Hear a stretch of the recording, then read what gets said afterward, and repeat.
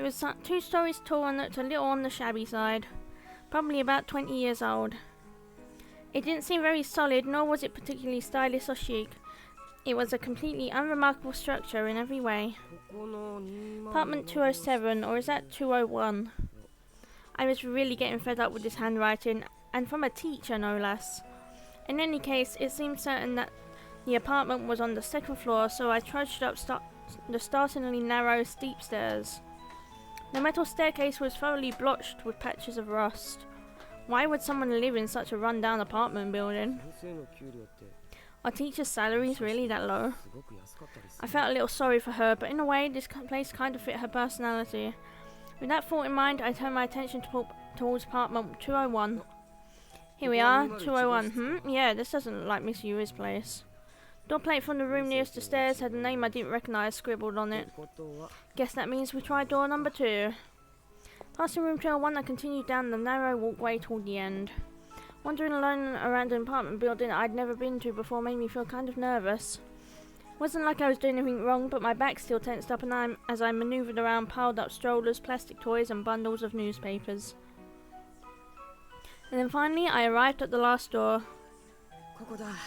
Bingo! This was it. I breathed a sigh of relief. The door plate for apartment 207 read Shishido. For an adult's handwriting, especially the letters were rounded and overly cutesy. This was Mrs. Yui's place, alright. What's this? I leaned in to read something written in small script on the corner of the door plate. Beware of cat? Shouldn't that be beware of dog? Haha, that's Miss Yui for you. So how exactly does one beware a house cat? Is it even possible for a house cat to be threatening? At any rate, I'd confirmed beyond a shadow of a doubt that this was Miss Yui's place, so my errand was nearing its end. What was Mr. Yamazaki thinking anyway? I understand taking handouts to sick classmates, but delivering class notes to the home of an absent teacher? That just seems weird. This isn't something a student should be doing. He said he was busy with meetings now and I really needed one of his students to help him out.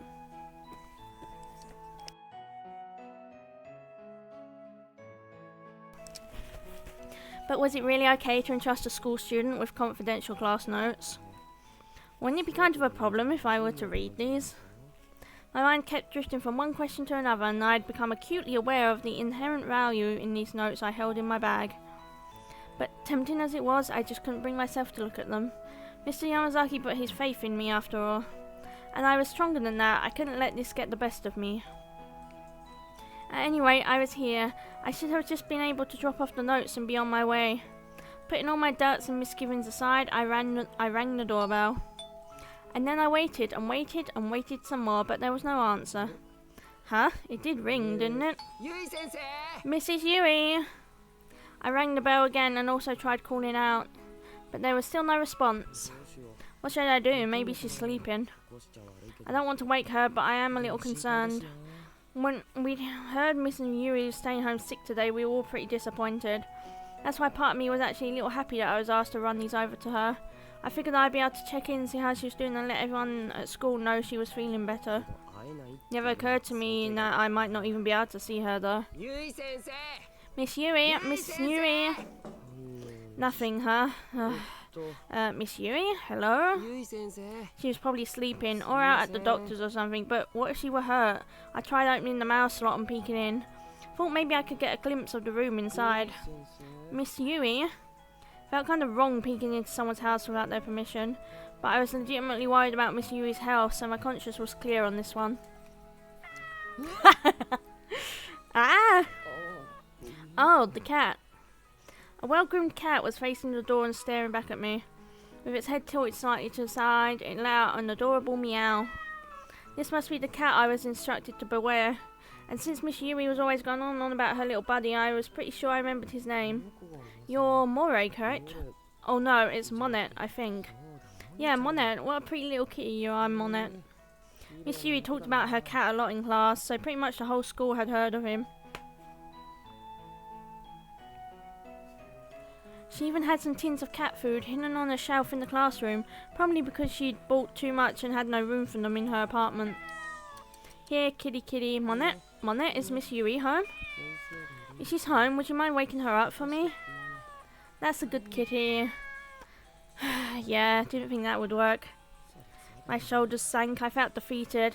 What the hell was I doing? I closed the mouse and stood back up. Damn, I sure hope Miss Yui's alright. She's probably just out right now or something. Which would mean the door's locked, I'm sure. Lost in this speculation, I placed my hand on the doorknob, and with a quick twist, I turned and pushed on the door, opening it easily. Oh no, is this going to be a Sayori situation? Huh? It wasn't locked? Crap, that's not good. I can't let Monet out.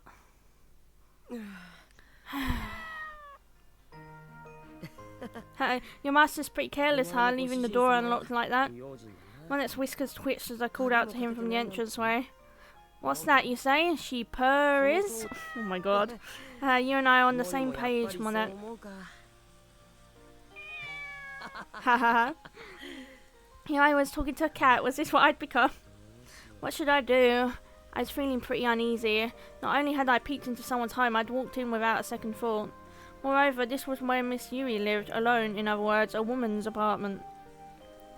No matter how many times I reminded myself that I was here on an errand, I couldn't help feeling that I'd not only crossed the line, but leaped over it. Miss Yui? Tried calling her name one last time, but as expected there was no answer. So, what now? I was trying hard to avoid being nosy, but my eyes inevitably began surveying the room. The apartment entrance let out immediately into the kitchen, and beyond that there was a sliding door to some other room. I could see light through the gaps. I strained my ears, but there was nothing to hear, no signs of life whatsoever.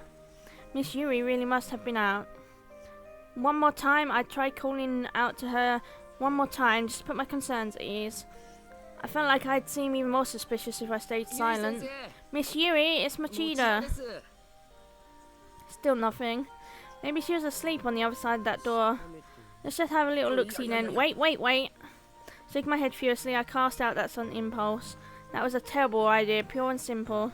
Entering the apartment unannounced was bad enough, but walking all the way in, opening that sliding door and peeking inside, that was just too much. Man, if Miss Yui happened to come home and find me standing here, I'd be in pretty hot water, huh? No, scratch that. I'd be in plentiful, dense, scalding water. Monet meowed as if in agreement. Panicking, I once again surveyed my surroundings. I almost felt like there were eyes on me, staring with disdain. But of course, nobody was there. What was that sound?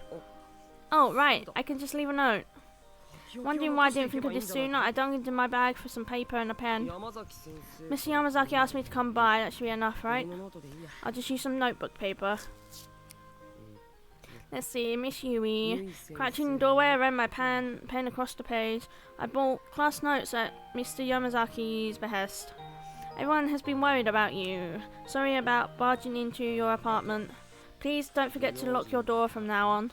As I was writing the note, I sensed a presence in front of me. Till just a moment ago, this house had no signs of human life in it, but now I could feel someone standing directly ahead, standing and looking down at me. Huh? Fidgeting nervously, I put down my pen, raised my head slowly, and saw a white, slender ankle. Aww. Shocked, I shot my head up and there, standing before me, was Miss Yui. She looks so cute like that. Miss Yui. Aww. She was looking right at me, but she seemed decidedly out of sorts. Her hair looked dishevelled, her gaze was unsteady, and her pyjamas were in complete disarray. She was like a completely different person from the usual Kent educator we'd come to know and love. Miss Yui, I'm sorry to have entered your apartment without permission. Here. I stood up frantically and held out the note I'd been writing, but... Huh? She was just standing there, stupefied, with a completely vacant expression on her face. Miss Yui? Called out to her as gently as I could, but... She was really dazed. She seemed almost like a ghost. Miss Yui, what happened to you? I had a sudden uneasy feeling. Worried, I walked up to Miss Yui, grabbed her shoulder and tried to snap her out of it by shaking her. But instead... Gah! This just seemed to make her cough. Oh. Oh. Hey, Miss Yui. These were wet, productive coughs, and spit was shooting out of Miss Yui's mouth with each one. I frantically tried to shield my face from the spray, but my reaction time just wasn't quick enough. Ugh. I put a hand to her cheek and found it thick with a slimy film of saliva. Ew! Are you okay, Miss Yui? Miss Yui hobbled back a little and then fell to her knees with a thud. Oh my god. She had completely sprawled out in the hallway, moaning and groaning the whole time. Miss Yui? Wiping the spatterings from my own face, I leaned over and took a better look at hers.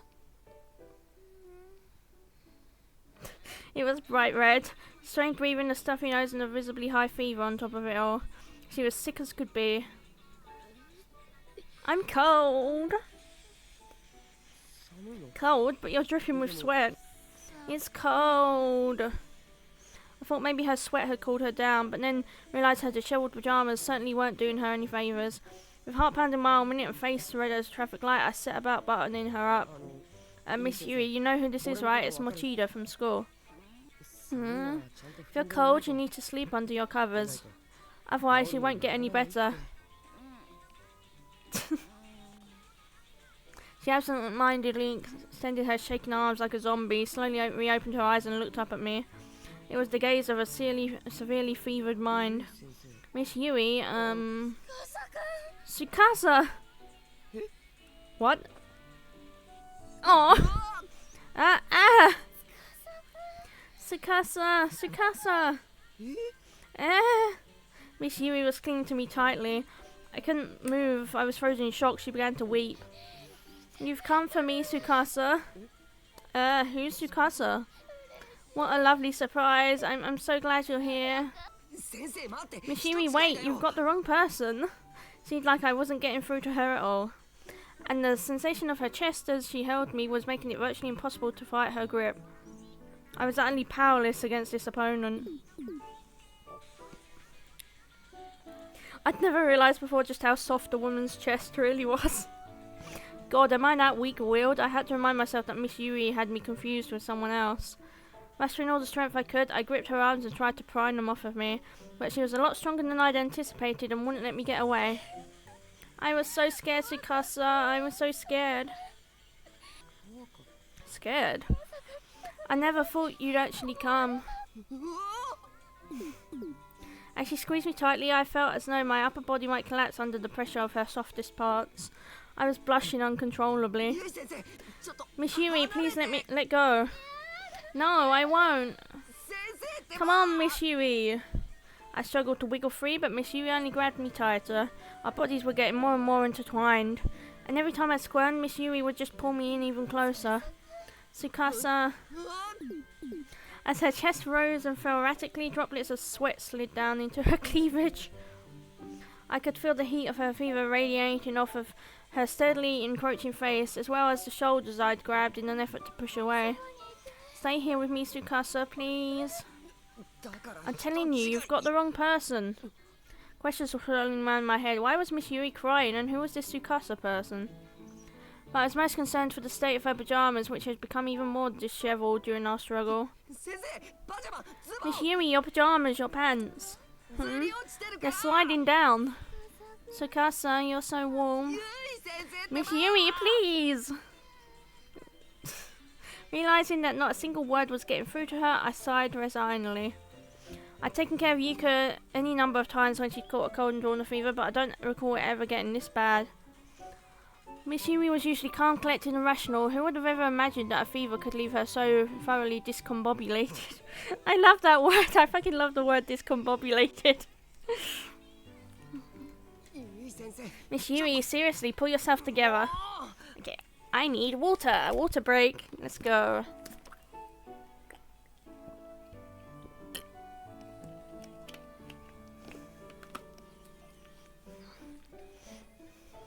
I put more strength into my resistance, and finally her arms relaxed just the tiniest bit, but her expression changed drastically. No, no, please. Miss Yui, I'm Satoshi Mochida, not this Please don't go, please. Miss Yui was acting like a spoiled child. Slipping out the shoes I'd still been wearing, I again drew close to her sprawled out form. There was no way I could just leave her here like this. Sure hope none of this seems too sketchy after your fever breaks. Miss Yui let out a rather lethargic groan, perhaps in response to my quiet murmurings. At my wit's end, I grabbed hold of her and did my best to carry her back into the back room. Gently wheeling her over to her unfurled futon, I then carefully laid her down, making sure I didn't drop her in the process.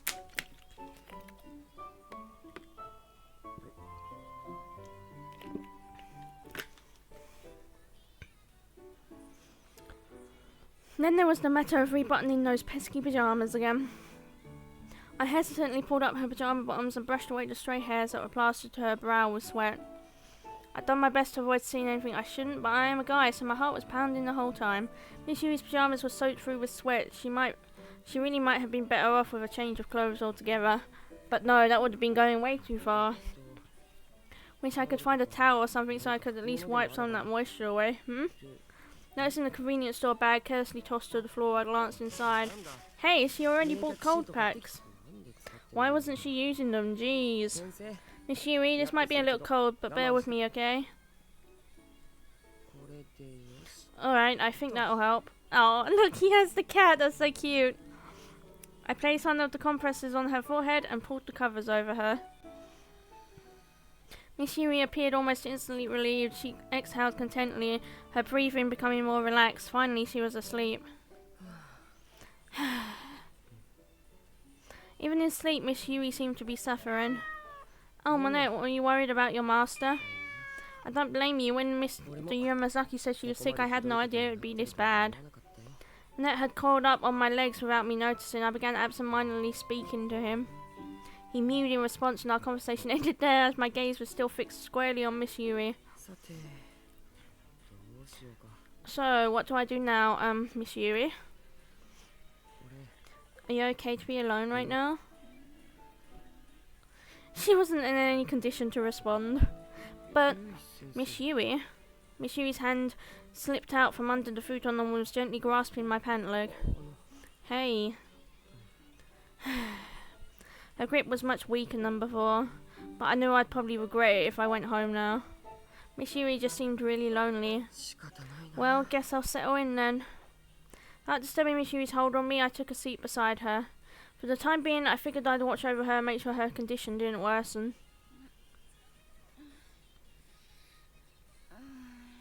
Occasionally, Miss Yui's breathing would become ragged and she'd furrow her brow. She was in a pretty bad way. Poor thing. Wasn't there anything else I could do? I glanced quietly down the hallway. I'd noticed when I'd carried Miss Yui here that the kitchen near the entrance was pretty neat and tidy. There wasn't any indication it had been used that day at all. I wonder if she's eaten anything. When its gaze shifted suddenly, I followed it and saw pet bowls laid out in the corner of the room. One dish was filled to the brim with water and the other was piled high with dry cat food. I see someone's eating well around here, huh? Even delirious with fever, she's still taking real good care of you. But that's not good, Miss Yui. You should be thinking about your own meals first. Shook my head at the whole situation, then glanced down at Monet, who was tilting his head as if trying to understand me. I broke into a wry smile. When I'd pulled out the cold packs, I did notice some cheap convenience store food in the bag as well. I guess that was going to be her food for the day. Not exactly the best stuff to eat when you're sick. There's rice and eggs at least. Maybe I'll make egg porridge or something. Miss Yui, may I borrow your kitchen? Her face was bright red and her half-pained, half-contented noises provided me with no clear-cut answer to my question. Don't think I'm going to get much out of her. How about you, Monet? Do I have your permission to use the kitchen? Excellent, thank you. Monet's cries helped assuage my guilt over entering a woman's apartment and borrowing her kitchen. Not that I had any reason to feel guilty, I don't think anyway. I mean, circumstances were what they were. Still, I had this nagging sense that I should have somehow felt bad about what I was doing. Excuse me please, Miss Yui, I'm going to need to get up. One by one, I gently peeled off each of the fingers latched onto my pant leg. The expression on her face changed as I was doing so, from contented rest to mild annoyance. but there was nothing to indicate that she might wake up. Alright then, let's see what we can do, shall we? So I stood up, Monet mewed happily and began tagging along at my heels. Achoo! And Miss Irina, resting by herself in the bedroom, let out a sudden sneeze.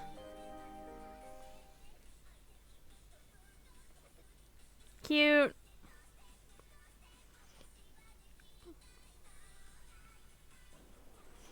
Are we gonna be...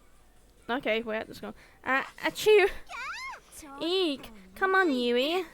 Gross, I just got sprayed. Sorry, I've got a real tingle on my nose today for some reason. Ugh, honestly. Tissues. Huh? Where'd I put them? Oh wow, did I get that much on you? Here, use one of mine, it's the least I can do. Great, don't mind if I do. What? She was talking to me. May I have one too, please? Let's see. Here we go. Thanks. You guys really should keep extras with you, you know.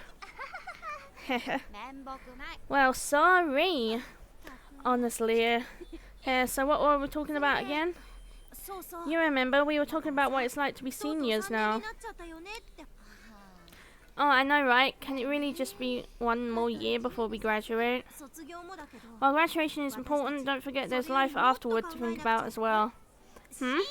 Our careers. Oh. No, I really don't want to think about that. Well, there is a reason we've been subjected to all those career counselling sessions, and it's because our futures are just one question marks right now. No kidding, what are we going to do with our lives? It's scary. Any ideas, Yuri? You have any plans for the future? Actually, I've got it all figured out. What? Well, don't leave us hanging out with it, girl. Wow. My name is Yui Shishido. I'm 17 and my dream is to be a teacher. I butt into the lives of others without a second thought, and I spend most of my time doing nothing important. But I believe that even someone like me can make her dreams come true with enough hard work. Kisaragi Academy 5 years ago. The cherry blossoms were in bloom and the rustling wind carried with it the soft warmth of the season. I was a high school senior now, and was devoting myself to my studies in preparation for the day my dream could become reality. And that dream was to become an English teacher. My grades were on the fence for getting into the university I wanted though. So my best bet was to score a special recommendation from the academy. Whew, that was a lucky break. When I got called to the office, I had no clue what it might be about. After school one day, I was summoned to the teacher's staff room. I was freaking out that maybe I'd failed or my grades weren't good enough for the school I wanted to go to or something terrible like that. But it turned out all my fears were for naught. You have no rival in our academy, they said, so if you keep working hard, we'll be happy to give you a recommendation. Man, was that ever a pick-me-up? I feel like I could take on the world now. I'm going to have to make sure I don't let this chance slip me by. So, this trash can, why exactly is it so ridiculously heavy again? Carrying this beast to the dumpster is going to be the death of me. Hey. I turned around, still holding the garbage can. The voice belonged to a mouse student I had never spoken with before. I'd seen him around a lot, though. His name was Tsukasa Mikuni from Class 7. Aww. Watch your step. There's a root sticking out of the ground here, and it's pretty easy to trip on. Huh? What? What? Ah! Oh my god. Ow. Hey, what's the big idea of laughing at someone else's misfortune? Well, it's not funny. Shouldn't you be asking if I'm okay or something? My bad.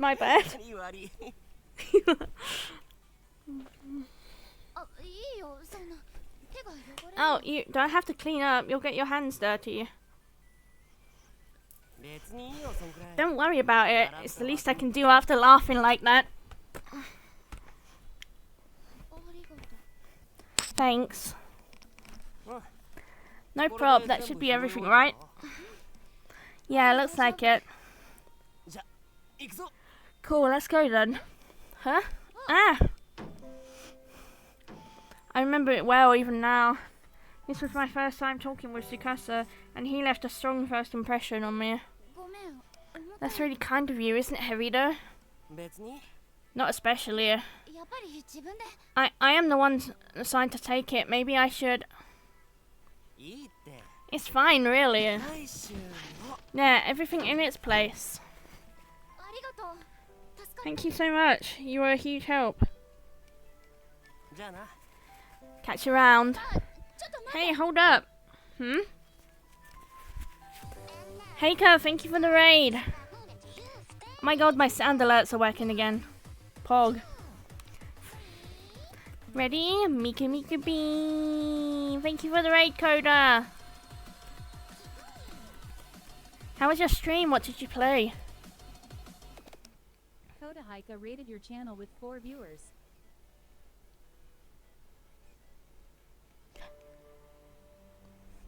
Star out, nice.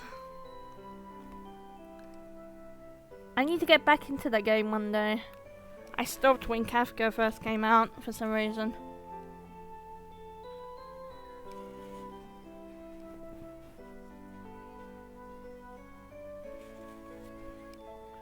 To be honest,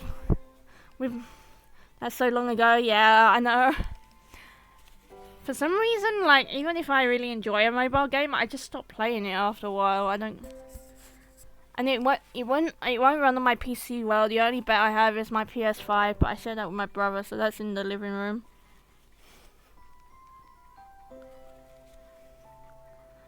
So I can't exactly do streams with that.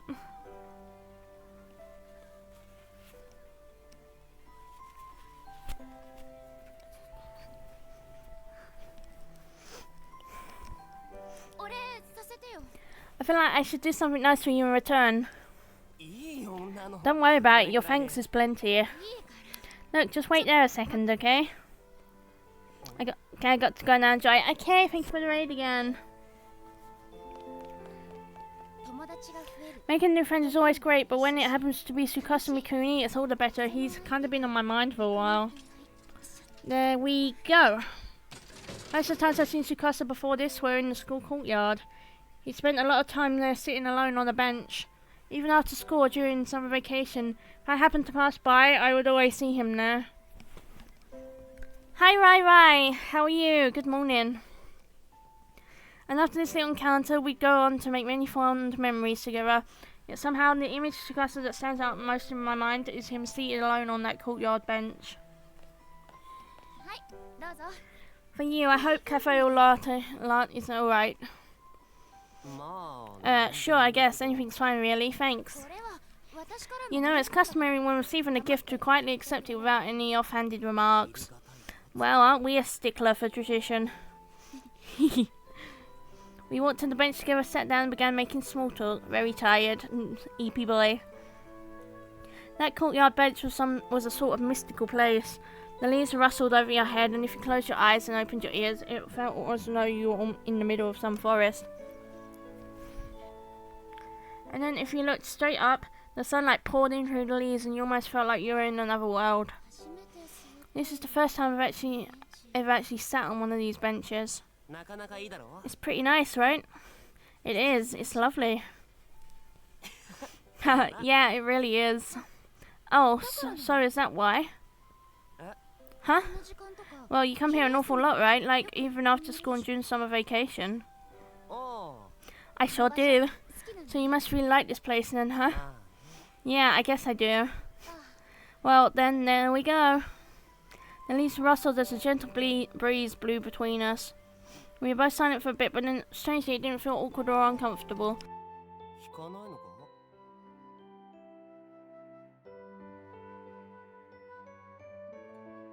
So, aren't you going to ask? Ask what? What, I'm always doing here by myself or something? You're always here because you like the spot, right? Give me a sec, chat.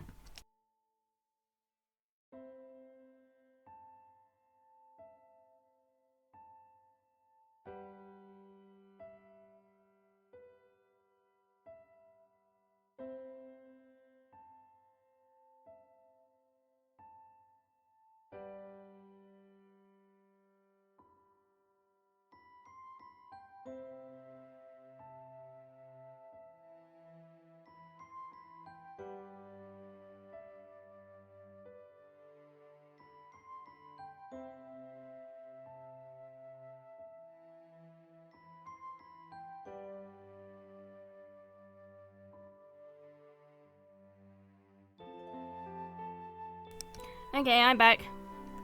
Well, yeah. Is there some other reason then? Not really. So what would be the point of me asking? Well, you've got me there, but people normally ask me if it's boring being here by myself or tell me they don't get it or say I'm a weirdo or something. Really? I don't know, I guess I just don't think of it that way. The way I see it, if you like it here, then why not come here whenever you can? Guess that makes you the weirdo then. What? Hey, don't make that face. Coming from me, that's a compliment. What? Calling someone a weirdo is supposed to be a compliment? Haha, you bet it is. I'm not sure I buy that. You're mean. The expression on Tsukasa's face was a dead giveaway that he really enjoyed talking to me, and I've always loved the feeling I get when I know my words help brighten someone's day. I must have been sporting one hell of a goofy smile at that moment. Begone, bot.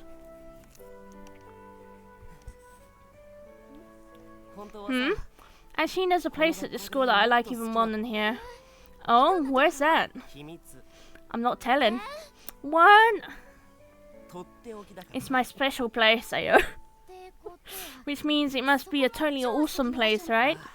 Yep. Oh, I really want to see it. Come on. No way, I can't spill the beans that easy. Besides, the view there isn't nearly as consistent. Laughing, Tsukasa finished up his drink, then grabbed the now empty trash can he carried to the dumpster for me. You treated me to coffee, so please allow me to take this up to the classroom for you. What? Are you sure? You bet. Thanks, I'm in class 4 if I'm not mistaken. You're the famous Yuuya Kizami after all. Huh? How did you... You're that girl who already looks like she could be a teacher. I don't think there's a student in any of our 12 classes who doesn't know your name. What? From then on, Tsukasa and I met in that courtyard many times. We really didn't talk in the halls, but something about that place spurred our conversation. Cafe Light again? Yep. Doesn't that get a little old? Not really. You drink at least 2 a day though, right? Hey, how'd you know that? Seeing it with my own eyes, there's a perfect view of the vending machines from here after all. There is? Yeah, I mean, it's right there.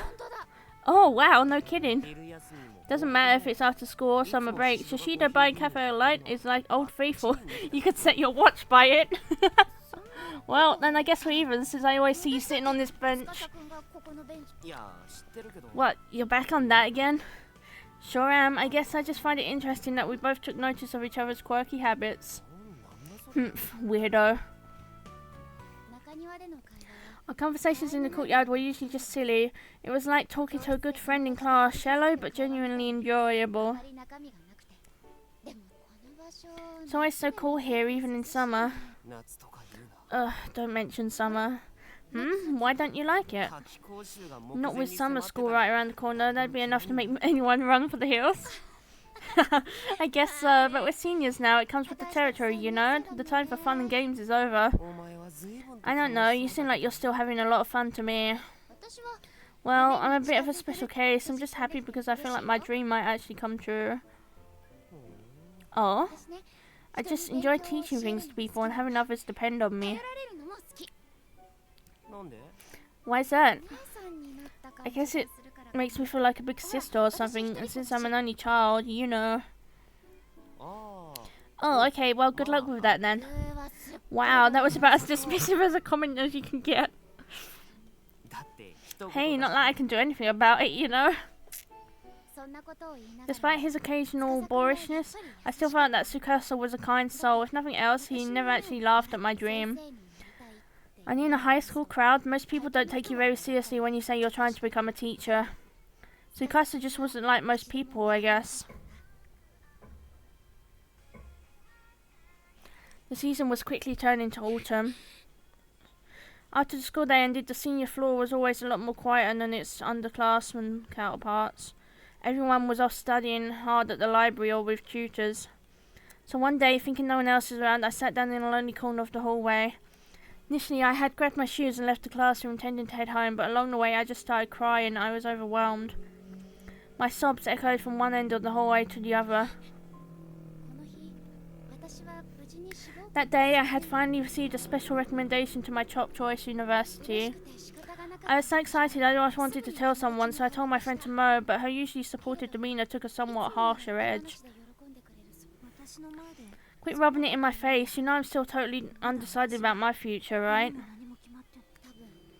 My expression must have changed pretty drastically. Tomo's eyes suddenly widened and she quickly apologised. So I smiled and told her I didn't care. That's what I said anyway. But how can I care? Tomo's dismissive words struck me like a dagger to my chest. I'm so insensitive sometimes. I wonder if everyone else feels the same about me. I kept wiping the tears from my eyes, only for new ones to take their place immediately. Why didn't I think of this sooner? So many people were still facing uncertain futures with no real goals in mind, and I was completely oblivious to it. I was the one with a dream, running around like the cock of the walk and blabbing about my success and aspirations. I wouldn't blame them if they hated me. Could someone that insensitive to the feelings of so many other people really become a teacher? Did I ever even have what it takes to begin with? Shishido? I quickly turned towards the voice that had called out to me and found Tsukasa standing there. We'd never said a word before in passing each other in the hall, but he spoke to me that day with no reservations, as if we were old chums.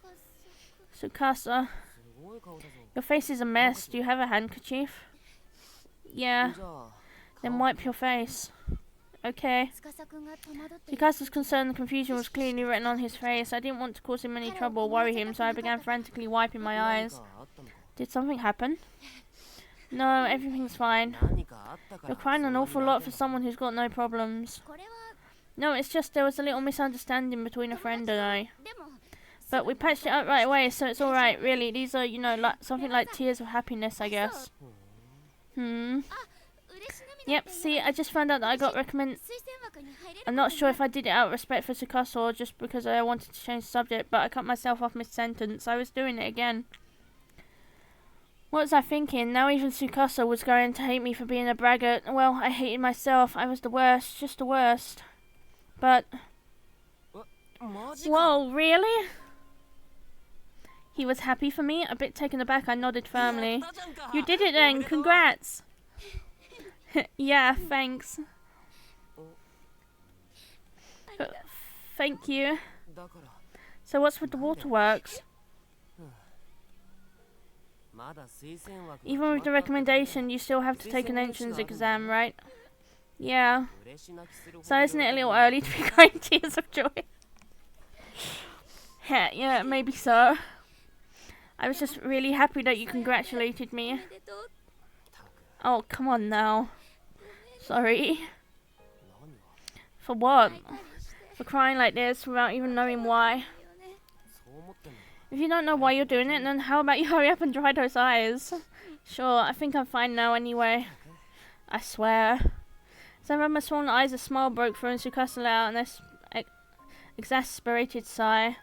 Then, as if suddenly remembering something, his eyes lit up. Oh, hey, wait here a sec. Okay. He ran away. Tsukasa ran into his classroom, quickly reappearing in the hall again just moments later. He was holding something. Here, I want you to have this. Pencil? In his outstretched hand rested a short, stubby little pencil, not the sort of thing you'd expect someone to go out their way to lend to you. It was packed here and there with small scratches, but even it still seemed to be in relatively decent shape considering how obviously well worn it was. A pencil for guaranteed success. Guaranteed success? Use it on your test and you'll pass for sure. What? Really? Yep, they told me I'd never pass the entrance exam for Kisaragi Academy, but well, here I am, and I owe it all to this pencil. So this is the same pencil you were using back when you took your high school application tests? Sure is, it really jerked out a miracle. I assume you mean worked out a miracle, right? Not that that's a thing either. Yeah, that. At any rate, I shall happily take you up on your kind offer, thanks. But listen, I'm only lending it to you until you finish your test. You'll have to give it back afterwards so I can use it for my entrance exams. Okay. And whatever you do, don't fail the exam. Right. I took the pencil and nodded, smiling. This time Tsukasa returned my smile. You're a really unique person, you know that? It's hard to believe how much you let other people's problems get to you. You'll make an amazing teacher. What? For a moment I had no idea what he was talking about, but then it hit me. Tsukasa had somehow sussed out from our conversation that I was crying because I'd upset tomorrow. And he was turning that fact around to offer me encouragement. Good luck, don't let it get to you. I'd heard you shouldn't wish someone luck in times of stress, as it adds more pressure. That's why people tell actors to break a leg instead. But I didn't care, taboo or no, I cherished his kind words. I'll do my best, Tsukasa. Glad to hear it. That's when I really started to fall for him.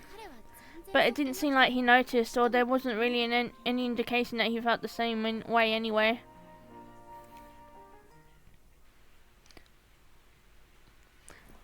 I can still clearly recall the events of that day even now. It was October, the day for my entrance exam. Oh no. I'm scared. What's going to happen to Tsukasa? The weather outside had been miserable since morning and visibility was all but non-existent. It would be a bad omen if I were to slip and fall on the day before the exam, so I decided I'd wear boots to school just to be safe. See you later. Huh?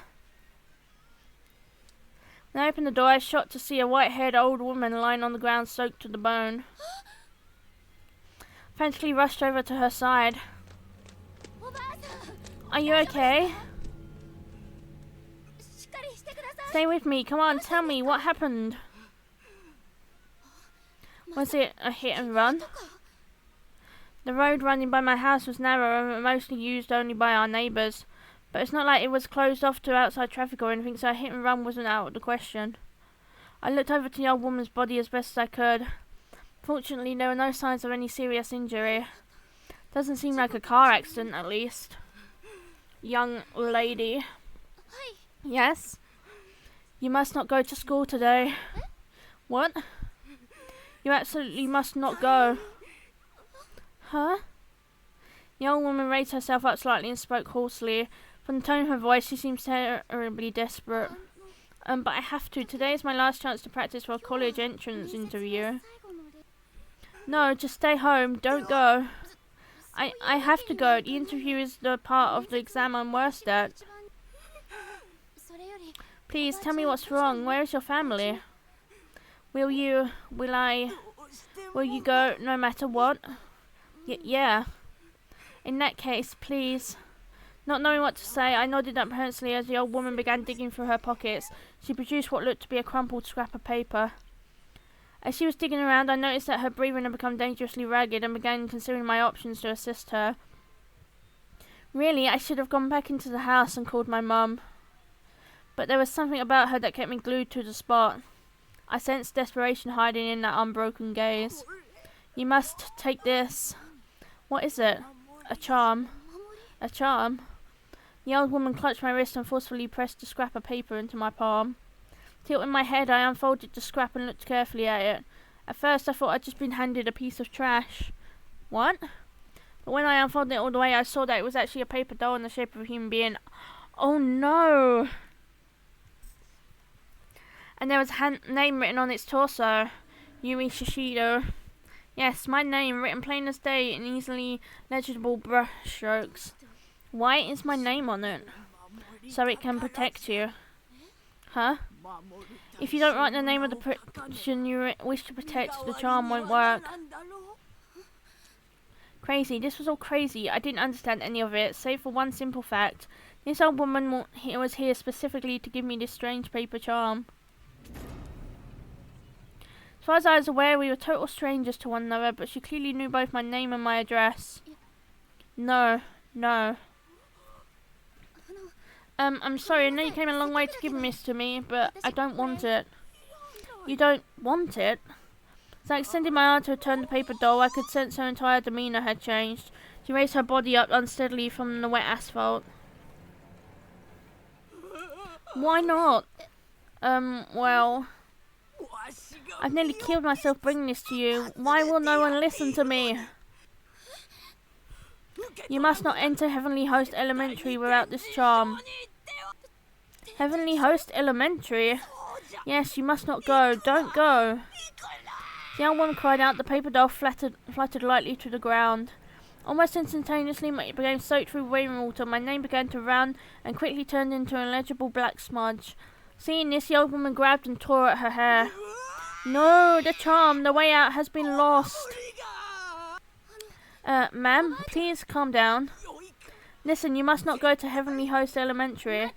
I think there's been some mistake. My school is Kisaragi Academy High. I've never even heard of Heavenly Host Elementary. Eek! Ma'am? Oh God! Mum, come quick! What's wrong? An old late woman collapsed in front of our house. Call an ambulance. Okay. She's literally me. Paramedics arrived in a matter of minutes. The old woman seemed to be unconscious by that point, however, so the EMTs brought out a stretcher. Do either of you know this woman? No, she just collapsed in front of her house. We'd never seen her before. Alright. Would you be willing to ride with her in the ambulance? The idea of making this old woman go to the hospital by herself just seemed like it would have been a shameful thing to do. Sure, she was a stranger, but we'd had a lengthy conversation a few minutes before, so couldn't very well say we had nothing to do with one another. Yui, you need to get to school. What? But don't worry, I'll go with her to the hospital. You have to practice for the interview today, right? Yeah, I guess I do. Thanks, Mum. I'll leave her with you then. Good luck. I was a little hesitant, but I knew I really had to go to school no matter what. Hi, Spectre, welcome in. How's Corpse Party so far? It's great. I love Corpse Party. I played the first game, like, a year and a half ago now. Holy shit. You know what I realised? I just realised I missed my first Twitch anniversary. I just realised I missed my first Twitch stream anniversary. Oopsie. That was in like July. Oopsie. I can't wait till we get to Yuuya Kizami. I'm so feral about Yuuya. So I left a strange woman in my mum's care and heading towards school, walked right by the stretcher. Yeah? Suddenly a hand raised from the limp form of the old woman and grabbed my skirt. Startled, I tried to jump away but found myself ensnared by her terrible bloodshot eyes. You must not go. Oh my god. She cray. After school, once my final practice interview had concluded, I reunited with my friends engaged in the usual regimen of gossip and small talk. Can you believe that? That's really scary. The hell was wrong with her? When I described the events of that morning, everyone's eyebrows rose. They were hanging on my every word and yelping in unison at key moments. Yui, maybe you should have stayed home today after all. Well, but I had that practice interview. Couldn't miss that, you know. Me, for real. I just hope nothing bad happens. Oh, come on. What could happen? Oh, you know what? When you mentioned Heavenly Host Elementary, I thought it sounded kind of familiar. And I just realised why. You know the 7 Wonders, right? 7 Wonders? You mean those urban legends about Kisaragi? Yeah, those. Does Heavenly Host Elementary have some connection to them? One of the stories is called Yoshi After School. Ever heard of it? Definitely not. I never heard of it either. What's it about? Well, it takes place at Heavenly Host Elementary, which once occupied the same plot of land where Kisaragi Academy now stands. Oh, okay. It said that one day after school, a female teacher who had been patrolling the grounds slipped and fell down the stairs and died.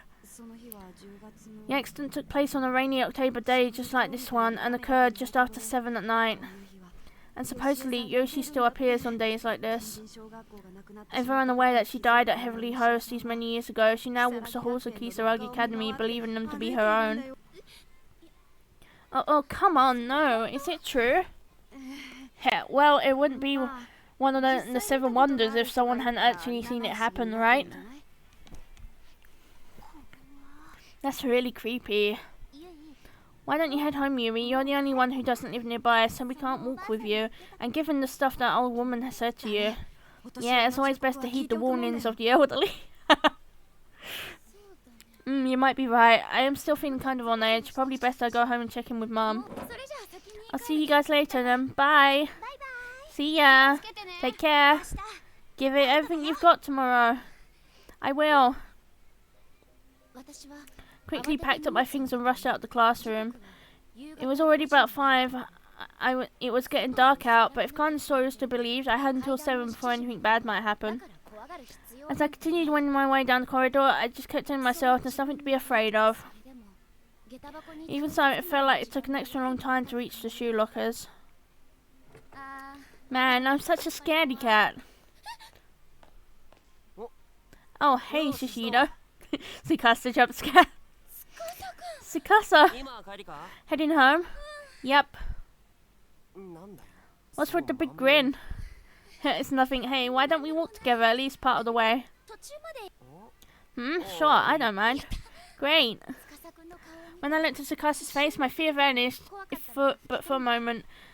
These are the times when it's really nice to have boys around, I thought. I felt that as long as he was by my side, nothing bad could happen. Didn't hurt that I had a crush on him, of course. The rain had let out since that morning. No, it was still coming down. The two of us walked side by side, umbrellas held high. Tsukasa was talking and laughing excitedly the whole time, whereas I probably came off as preoccupied. I'm sure it was awkward. A vague sense of fear flickered inside me, and it was making me extraordinarily self-conscious. I'm certain it must have reflected in my behaviour. She wants a bus, yeah. Shishido? You look kind of pale. Did something happen? Hey. Yeah, something scary happened. Something scary? I probably seemed really on edge. Tsukasa was staring at me with this look of abject concern on his face. I was a little relieved when that he asked though, and it felt good to tell him about what happened. I filled him on all the details and explained how they related to Kana's ghost story. I did my absolute best to convey the dread I was feeling. But Tsukasa was, well... The 7 Wonders of Kisaragi High, huh? Yeah. So you actually believe in that stuff? Sometimes I wish I could see the world through your eyes. What? You don't think it's scary? It's weird, sure, but I wouldn't call it scary, and I wouldn't worry about what that old woman said to you. I'm sure it's just coincidence. But wouldn't it be better not to dwell on it either way? I mean, yeah, your encounter with her sounds like it was kind of unsettling, but she was probably just a little off, you know? That's not the issue here. Huh? I wasn't asking you to solve my problems for me, huh? No, I just wanted to vent, okay? I just wanted you to listen. What do you mean? That's what I've been doing. No, not like that. I don't get it. Are you angry about something? Guys always do this. It varies from person to person, of course, but guys inevitably jump right into looking for solutions to your problem or giving you advice on what to do. As a result, girls often can't be totally honest with them, or don't want to be at any rate, and are forced to just bottle up their feelings. I only wanted Tsukasa to share in some of my fears. If he was scared with me, that would have been enough. I didn't realise then that Tsukasa telling me not to worry was his way of showing concern. I just thought he was brushing me off, and frankly that annoyed me. My mind flashed back over and over again to the face, the eyes, and the hoarse voice of that old woman. Amplified and distorted by the ghost story, these images gradually darkened my mood. Maybe I was traumatized by the events I'd experienced, or maybe I was just frustrated and needed to lash out, I don't know. But for first than ever, things had become decidedly uncomfortable between the two of us. Okay, well, this is me. Right. Shishido. He called out my name as I briskly walked away. I didn't really know why I was angry or confused, but I did notice that his voice was tinged with concern. If anything should happen, feel free to contact me. I considered turning back for a second, but changed my mind and pushed forward in a half, leaving him behind. I'm home. Yui, welcome back. Greeting me at the door, my mother wore a somber expression. I could tell right away that something had happened. I stared at her with scratched eyebrows for an awkwardly long time before she eventually reluctantly opened her mouth to speak. About the old woman from this morning. Yeah? The hospital contacted me. She passed away a short while ago. No! I'm so sorry. You need to stay focused on tomorrow's exam right now, though. Yeah, we should put this unpleasantness behind us. I'm getting dinner started now, so how about you go get changed? Okay, I'll be in my room. I'll call you. Okay, but couldn't she have told Yui that, like, after the exam? Considering they don't know the old woman, like, they could have waited until after the exam, so she's not, like, dwelling on it during the exam, you know? That's kind of bad parenting, right? Not gonna lie. I watched my mum work her way back to the kitchen, then wriggled out my shoes. My mood had darkened even more. Tsukasa's attitude was bad enough, but for that old woman to have died. Turning to my room, I couldn't muster the energy to do anything but collapse into my chair and sprawl out on the desk. The fuck? Last thing the old woman had said to me echoed again and again in my mind. I began wishing I had taken her more seriously.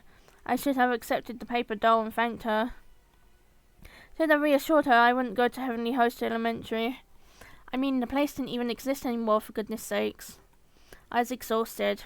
It was a hell of the day, and I no longer even had the energy to move.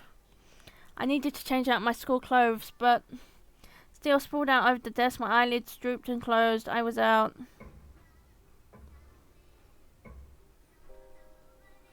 I woke with a start. The air in my room had gotten notably cooler, and I was shivering. I must have fallen asleep. Rubbing my eyes, I glanced at my clock, and the needles indicated it was 6:45. It's already this late. It was black outside my window, streaked with lines from the still pouring rain. I sure hope it's sunny tomorrow. Sunny for my exam. The weight of what the next day held. Oops. I practiced the interview process with my teachers quite thoroughly, but I was still really nervous. Okay, I need to make sure I'm ready for tomorrow. There was still a little time before dinner. My mind swimming, I decided I'd take this opportunity to clean out all the notes and textbooks I wouldn't need tomorrow from my bag. Let's see, student ID needs to stay, obviously. Handkerchief and tissues. Gotta make sure I don't forget my exam ticket. Oh, and my pen case. Huh? Oh crap, where's my pen case? Did I leave it at school? My face suddenly went pale. Really, I shouldn't have been too concerned over writing implements. We had turns at home. But that case held the pencil that Tsukasa had given me for guaranteed success on my exam. I have to go get it. Hey Mum, I forgot something at school, so I'm going to run back for a sec. What? But dinner's almost ready. That's okay, I'll come right home. Alright, it's still raining though, so be careful. I will. That pencil was one thing I absolutely needed to bring with me to the test, and so without hesitation I ran back down the road to school. I was sprinting as close to full speed as I could get without slipping in the downpour. All the while the numbers on my bedroom clock ran through my mind. 6:45, and if Kana's story was to be believed, Yoshi haunted the school building at 7. As soon as I arrived at the gate, I glanced up at the large clock adorning the schoolhouse. It was now 6:55. Usually after school, I went over the whole scenario in my head again, as best as I could recall it. After classes on a rainy day in October, 7 at night. Did that old woman somehow know this would happen? Get a hold of yourself, Yui. It's just some old campfire tale. I was talking to myself, reprimanding myself in an effort to quell the fear that was welling up in the pit of my stomach. There wasn't a soul to be seen on the grounds. By this time, the students had all gone home. I wondered if any teachers were even still around. Fortunately, the lights were all still on, and it was bright enough that I felt confident I could make it to the classroom without freaking out.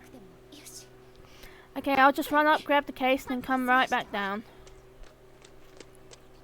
Folding up my soaked umbrella and left it on the rack by the entrance, then changed into my indoor shoes. Then entering the brightly lit hall, I took another look around. I guess I was right, nobody's home. My deep sigh echoed through the deathly silent corridor. Ordinarily, the din of other students would drown out noises like this, but every little sound was coming through crystal clear at this late hour. I need to hurry, it's almost 7. I nervously sauntered toward classroom 3-4, picking up speed as it occurred to me to do so. About that old woman from this morning, she passed away a short while ago. It's said that one day after school, a female teacher who had been patrolling the grounds slipped and fell down the stairs and died. The accident took place on a rainy October day just like this one and occurred just after 7 at night.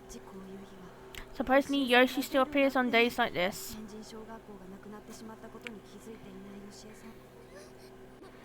Jeez, what the hell's wrong with me? Why am I letting this bother me so much? Tsukasa was right, I shouldn't dwell on this.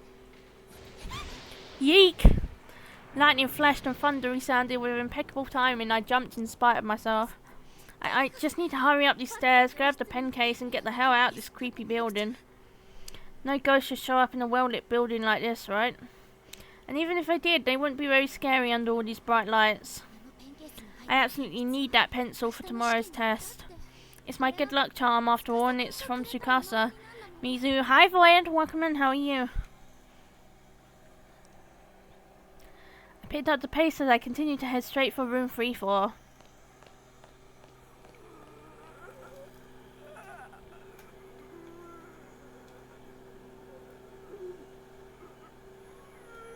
My god, these sounds. Holy shit. The middle school is already pitch black. I guess there really is no one else around right now. And this hallway feels longer today than it ever has before. Was it always like this? Can't imagine I'd ever be on time if it were. I continued my brisk walk down the impossibly long hallway toward my goal, jumping every now and again whenever another thunderclap sounded. Kisaragi Academy was comprised of both a middle school and a high school, and this evening it really felt like it was flaunting its massive size. Didn't help that my classroom was in the high school wing, which happened to be past the middle school, making it seem that much further away. When a building that's usually so full of life goes completely quiet, it becomes such a lonely place. Ah! My arm is tingling. I need to change position because my arm is going dead and tingling. I also need water.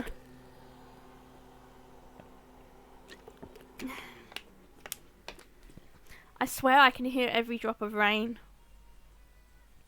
I was focusing on the scant few sounds around me as I paced down that long and lonely corridor.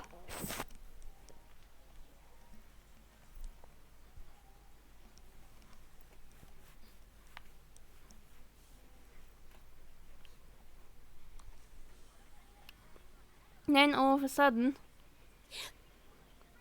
I heard a faint noise as of someone playing an organ. That was just my imagination, right? I mean, it had to be. There's no way anyone would still be here practicing, right? I took a deep breath, trying to calm my nerves. It was probably the sounds of the rain, wind and thunder mixing together. It just sounded like an organ, that's all. I was convinced. I kept walking. But then I heard the same noise again, this time much more clearly. It was unmistakable. No way. I was paralysed with fear. My heart was pounding as if it was struggling to break free of someone's sinister grip. It's probably just some devoted member of the band or a teacher who's working late. I'm just being stupid. Thinking about it, I vaguely recalled someone mentioning an upcoming performance by the Wind Instrument Club. I guess an organ would qualify. Somebody must have just stayed late to practice, that's all. I can't get that damn ghost story out of my head. Took another deep breath and tried again to calm my overly jittery nerves. Anything can be scary if you think it is. I'd heard that if you let your imagination run too wild, fear can even make you see things that aren't there. My imagination was definitely running wild. I'm almost there. I might as well sprint the rest of the way. Decided to dash toward my classroom so I could get out of this hole as quickly as possible.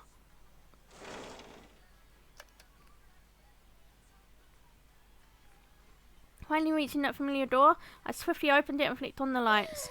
Alright, I made it. Now I just have to be absolutely certain I don't leave here without that pencil case again. Thanks to all my unexpected pauses to freak out over thunder and lightning, it took me far longer than it should have to get here. It was already well past 7. 7 o'clock, huh? It was the appointed time when the ghost of a teacher was supposed to appear, at least according to the school legend. No undead educators here. I let out a sigh of relief and relaxed my shoulders a bit. The lights were on, both inside the classroom and out in the hallway. Sure, it was still dead silent, but the fear I'd been feeling had completely melted away. Yeah, there's nothing to be afraid of. The 7 wonders aren't real.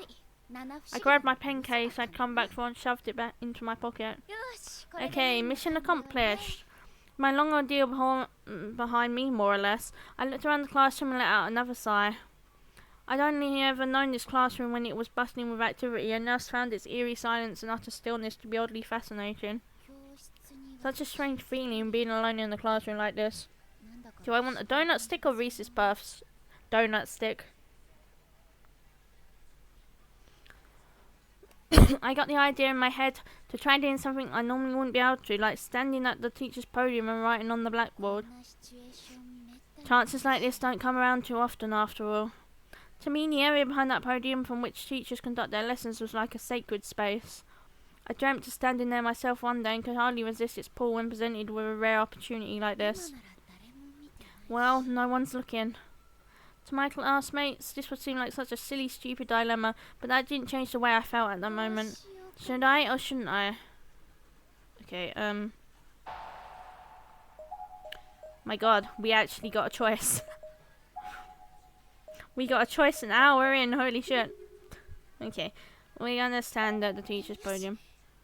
How can I pass this up? It's a real chance to feel like a real teacher. Decided I had to try it. During daily cleanup and such, I'd come and gone from this spot countless times, but this was the first time I'd ever had an opportunity to just stand here and preside over the classroom. So, this is how it looks to a teacher, huh? It's kind of awe-inspiring. Gaining a teacher's point of view in the most literal sense was starting to get me really fired up. It may seem silly now, but this was my stage. This was where all my dreams would play out. Someday, I began to imagine the future that awaited me, painstakingly detailing some new piece of knowledge for students sitting attentively at their desks, gliding chalk across the board, filling it with information to aid them in their studies. I sure hope I can make the cut one of these days.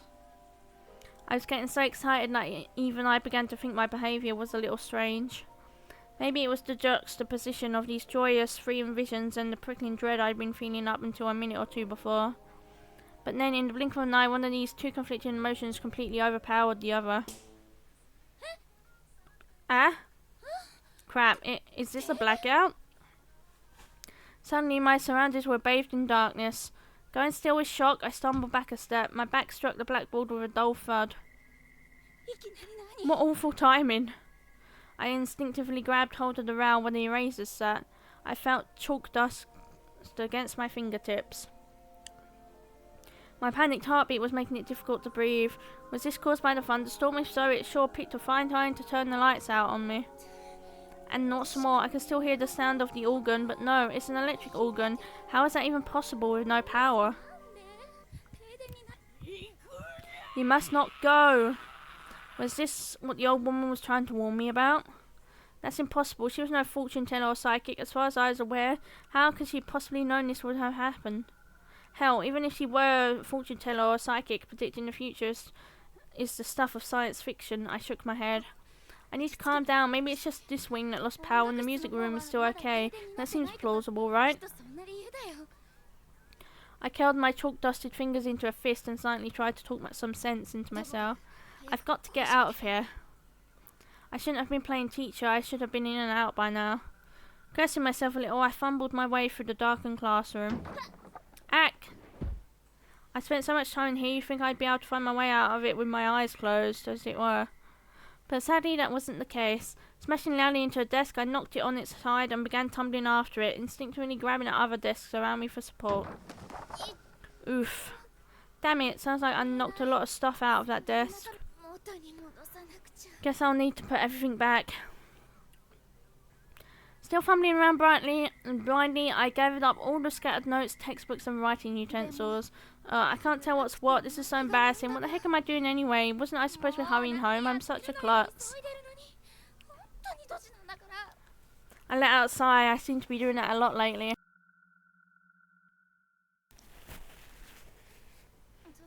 Okay, and this is a textbook and this is a notebook, right? I was trying to take inventory of all the things I'd knocked out dead and then realised why. I might as well just stand it up and stuff it all back in. I couldn't possibly organise it properly in absolute darkness. Better just apologise tomorrow to whoever sits here. Not that that was a particularly pleasant prospect.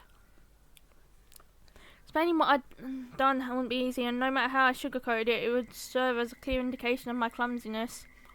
If I didn't say anything, it's not like I'd be found out, but that would be the same as lying as far as I'm concerned, and I couldn't do that. Okay, I think I got everything.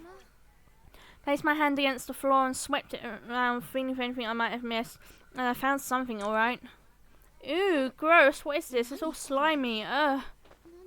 I clearly brushed my fingers across something, but I had no idea what. It was no notebook writing implement, that's for sure. Why would anybody have something like this in their desk? Maybe it had been on the floor all along. What is this stuff? Rolled my sticky fingertips a bit deeper into the wet spot and then brought my hand up close to my face so I could get a better look at what was there. What on earth did I just touch? It's blood. Eek! There was a flash of lightning almost immediately joined by another roaring thunderclap, and with it for a split second the pitch black classrooms lit up as bright as day. Oh, God, is that blood? I shot to my feet, utterly mortified. In the split second that I'd gotten a very good look at my fingers, it really did seem as if they were covered in blood.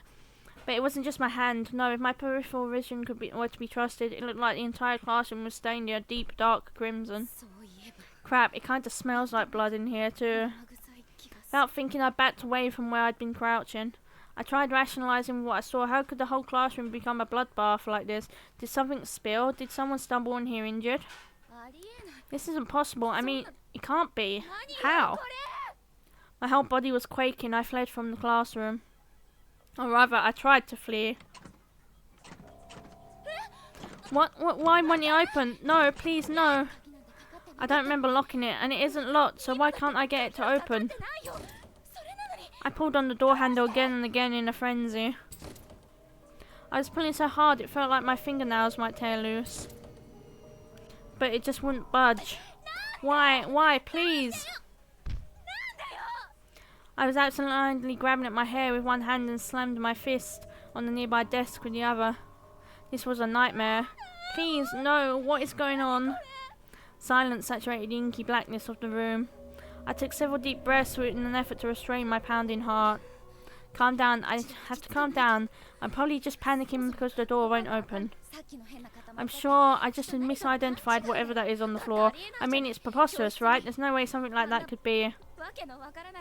I was certain that when I saw what it actually was come morning, it ended up being something totally random, like someone's old soda-stained gym clothes. That has to be it, yeah. I probably just brushed up against somebody's paint for art class or something. My imagination was just running wild because I was panicking. And the door probably just had something caught in it, that's all. I decided to check out that hype by feeling my hand across the door and determine if anything was jutting out from any of the cracks. Damn, not sure I can do this without being able to see. I fumbled around the gaps in the door, but I just couldn't make anything out that would be doing this, and the classroom's rear exit seemed a world away. Maybe there's another way out of here. No, this was the 3rd floor. I couldn't get out this classroom without exiting into the hallway. Let me out. I want out. Still at a loss, I noticed a sudden flash of light through the hallway window, but the glass was only translucent, so I couldn't be sure of its source. Is somebody out there? Then there came the distinctive clomp, clomp, clomp of footsteps. Oh, of course, it must be the custodian. Called the existence of a custodian who always patrolled the school grounds. I was sure he must have been taking a look around after the sun power outage. Great, I'm saved. All at once, my fear-addled legs regained their strength. This nightmare would soon be over. Excuse me, I shouted to the custodian through the window as loudly as I could muster. Excuse me, I'm trapped in here. I had to be sure he heard me. I shouted again. Finally, I could see the light out in the hallway again, and it seemed to be getting closer. However, something's not right about this. Perturbed, I took a step away from the window.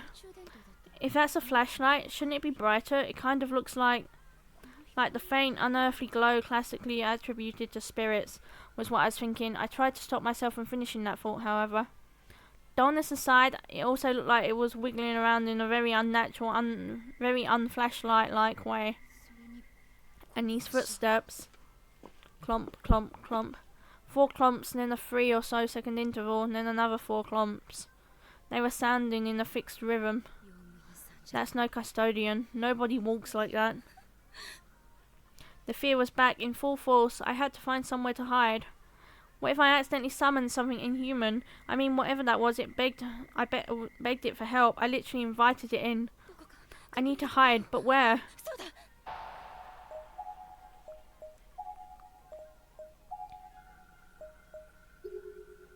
Let's go. Teacher's podium. I hardly hid myself beneath the teacher's podium. I grabbed my knees, curled up, and made myself as small as I could. What is this? What's happening?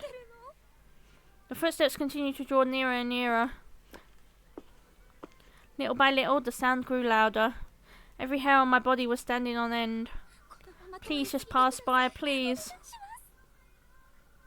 I held my breath, clasped my hands together, and silently prayed. They were close now, very, very close. Please, God. Why was this happening? I couldn't make any sense of it. I just wanted it to be over. I prayed to God that it would end. Was this what the old woman was trying to warn me about? Was this all happening because I ignored her, because I didn't take the paper doll from her? Was it because I heard the ghost story of Yoshi and allowed it to get to me? Or did the strange events of the day have nothing to do with that, with what was happening to me now? It feels like my heart is going to burst out of my chest. I was... water.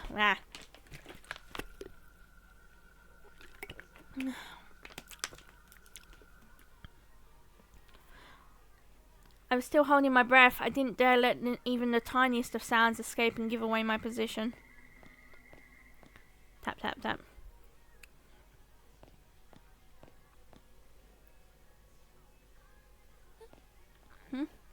The consistent rhythm of the footsteps suddenly ended halfway into one of its cycles. And it had ended right in front of this very classroom. I had goosebumps up and down my arms and legs. I stopped praying and clasped my hands over my mouth. I knew I'd scream if I didn't. Could this be Yoshi? Was the school legend real? All I could do was close my eyes, keep my mouth shut, and hope that whoever or whatever this was would just go away. But the footsteps sounds didn't start again. If this was indeed Yoshi, then she'd stopped in front of the classroom and was just standing there. I had no concept of time anymore. I stayed in my hiding spot for what was probably only a few minutes, but felt like at least an hour. Maybe whoever it was is gone. I decided to carefully peek out from under the podium. I gingerly edged my head out just far enough to get a glimpse of the room when suddenly... Oh my god. The footsteps rang out once more and it sounded like they were headed right for me, and they might have been inside the room. I honestly couldn't tell. I scrambled back into my hiding spot and covered my mouth with both hands.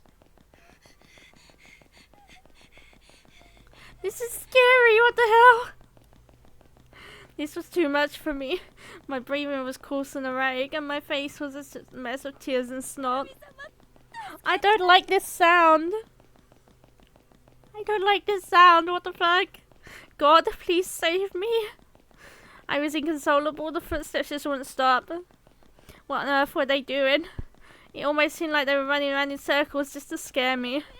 Stop it, please stop it. I mouthed these words over and over again and moved my hands to my ears in a vain attempt to block out this torturous sound. And as if in response, the sound changed. Oh my god, eek! It was a loud dull thud followed by silence, no more footsteps. I'd heard that sound hundreds of times before. It was the classroom door sliding open. Who thinks Tsukasa's gonna be here? I peeked out, but the door was still tightly shut. How could that be? If the sound I heard wasn't the door, then what was it? What little safety I felt here was pretty much gone, but to be fair, I wasn't absolutely certain the spirit had seen or heard me either. The prospect of stepping out into the open wasn't a desirable one, but I had to decide if it was better to stay where I was or to make a break for it. Even though I don't remember who that is.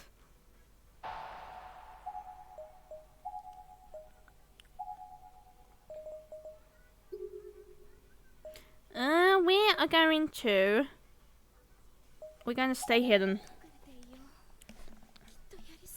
I'll keep hiding. It'll pass by for sure. It'll be okay.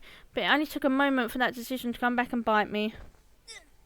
My body was suddenly weighed down in an instant without knowing what was happening. My fetally positioned form was essentially locked into place. It was like a boulder had fallen on top of me and was resting on my arched back. I twisted and shuffled myself around, trying to shake it off, but the more I struggled, the heavier it became. And what's more, it felt like it was slowly inching its way up towards my head, as if it were planning on dropping down in front of my face. Was this a person? Guess who? It was a female voice, reverberating ominously as if bubbling up from the depths of hell. I squirmed violently, desperate to throw her off of me. Shall we play tag together? Oh my god. My vision went red, or at least it felt that way. Whoever was on my back had dug her razor-sharp fingernails right into my eyes. I collapsed on the spot. The pain was instantaneous and unbearable. I could no longer hold my position. I could no longer focus on anything but this agony. My eyes, yeah! Bad children must be punished. The pain shot through my head in waves. It was indescribable, unthinkable. I couldn't take it any longer. My consciousness faded and I was gone. I would never know exactly what had happened to me, but maybe I was better off that way. Bad end. Yup. Dun dun.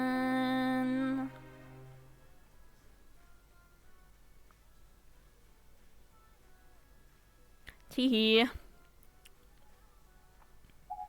Wrong end 3. Okay. Wonder if we're gonna actually get any gameplay like this time. Quick saves.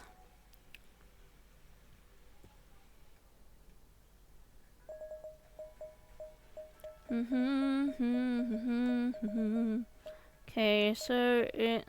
Wait. Okay, it's this one.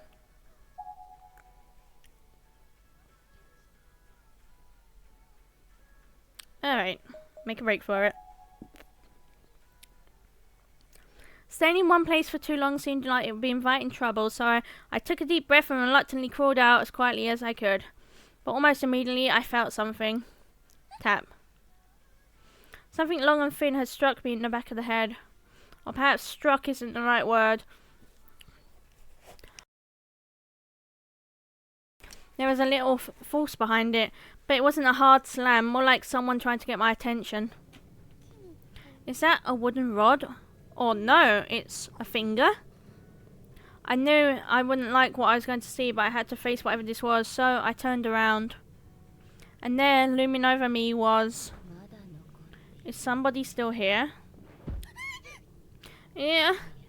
Go home, child. A figure was peering down at me from above the podium, with one emaciated, wishbone-like finger extended towards my face. I recognized this person instantly, no doubt about it. This was the strange old woman who'd supposedly passed away earlier. I was scared out of my mind. I tumbled the rest of the way out from under the podium and shot to my feet. A ghost! There really was a ghost in this school. My breathing was ragged and my heart was pounding so I thought it might explode. Plowing through all the desks in my way, I ran as fast as I could towards the classroom door. But that was as far as I could go. What's wrong? Yeah. There on the other side of the door, tight up against the glass, was the old woman. She was glowing bluish white, the source of the light from earlier. But how in the world did she get to the door before I did? How did she get out the room so quickly and position herself so perfectly to block my exit?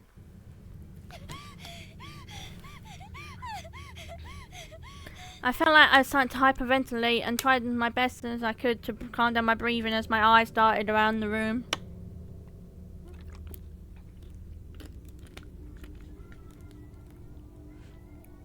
I needed to get out of here now, to get as far away from this place as I possibly could. The front door is blocked, maybe I can get out through the back.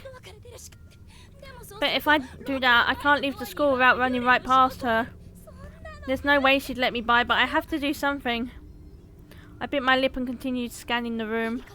Something. If I just had something I could use to fight back. I didn't have any time to think carefully about it, I just had to grab something and hope for the best. There were two choices and I had to pick one on impulse before it was too late. Oh my god, bag of salt. This looks like leftover salt from an old chemistry experiment. Heard that salt was used in purification rituals, so it seemed like a natural choice. Okay, this is coming with me.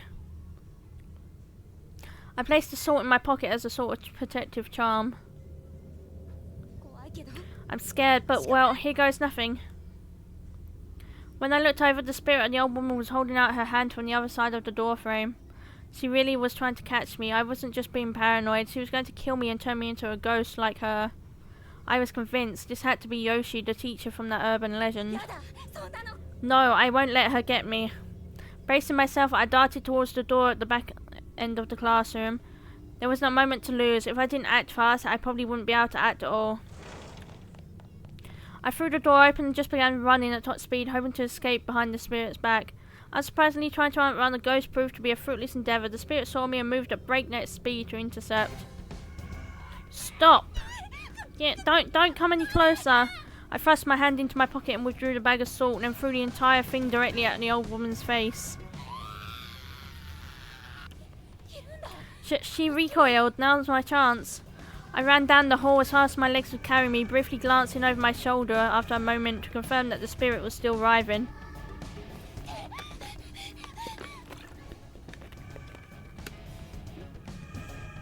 I just kept on running down that dark hallway with nothing but adrenaline and mortal fear to keep me going. I reached the stairwell at the end of the hall and made a mad dash towards ground level. I was determined to get out this building alive. Finally, still moving at top speed, I reached the window door leading outside. Almost there, I'm almost out. Luckily, the malevolent spirit hadn't caught up to me yet. It actually seemed like I might be able to escape. I might actually survive this. I made it. I grabbed the handle and tried pulling it. Huh? No, it's not opening. Why? I'm so close. Please open. I'm begging you. I have to think of something else. At this rate, that horrible woman's going to... No, I can't let that happen, but what do I do? What can I do? Break the glass. Oh, hey. Putting my thoughts in order, I come to a sudden realization that I was right near the umbrella racks. Unless the spirit had taken it or something, my umbrella should still have been right where I left it. Aha, here it is. I practically tackled the rack, grabbing my umbrella in one swift motion. Not from the handle, mind you, but from the top. Then, taking aim at the glass part of the door, I swung as hard as I could, smacking it dead center with the sturdy plastic handle. The glass wasn't going to break so easily, of course, but it did crack, giving me the impetus I needed to go in for a second hit. Break, damn you, break! Again, I struck the glass. I had the umbrella gripped so tightly that the metal skeleton of the canopy was leaving indents in my skin. I was sure there had to be a better way to do this, but I didn't have the luxury of time to figure out what it might have been. Stop! You must not leave! She's coming this way! I began smacking the glass even harder and even faster. My hands were killing me, but this was my only hope of survival. Finally, after far too much effort... Yes, I did it! The glass shattered onto the floor, making one hell of a sound. Tepid air whooshed in from outside. It was still pouring rain, but I was free now, free to escape this hellhole. Okay. The pane I'd broken was on the lower half of the door, and I didn't care if I cut myself. I got down on my hands and knees and I crawled like mad. I did it. I'm almost outside. I can actually escape. I'm safe.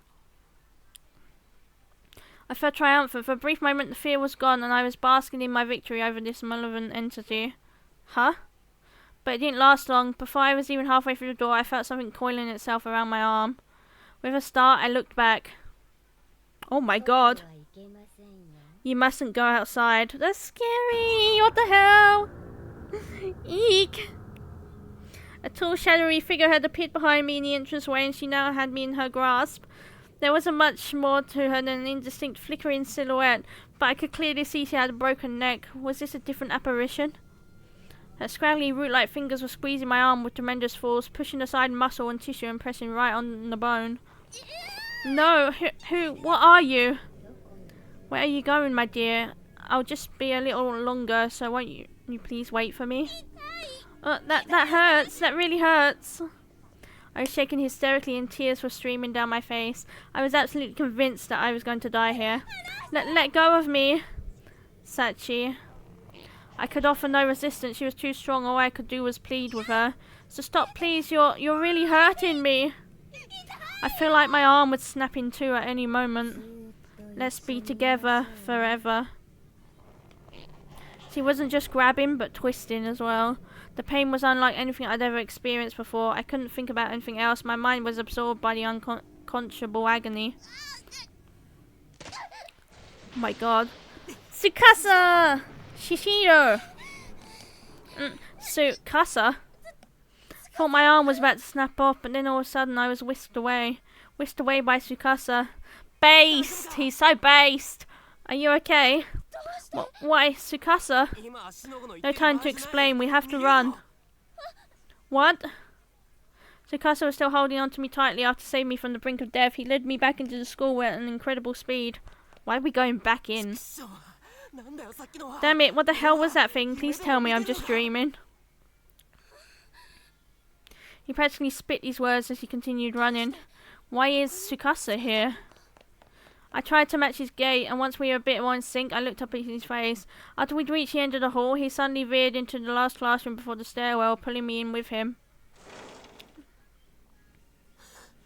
Shishido, you okay? I'm fine. I can walk by myself, really. Oh, sorry, my bad.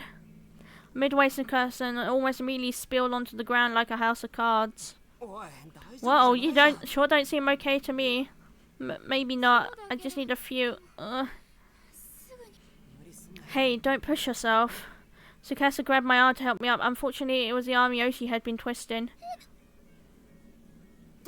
Oh, sorry. Is it your arm that's hurting you then?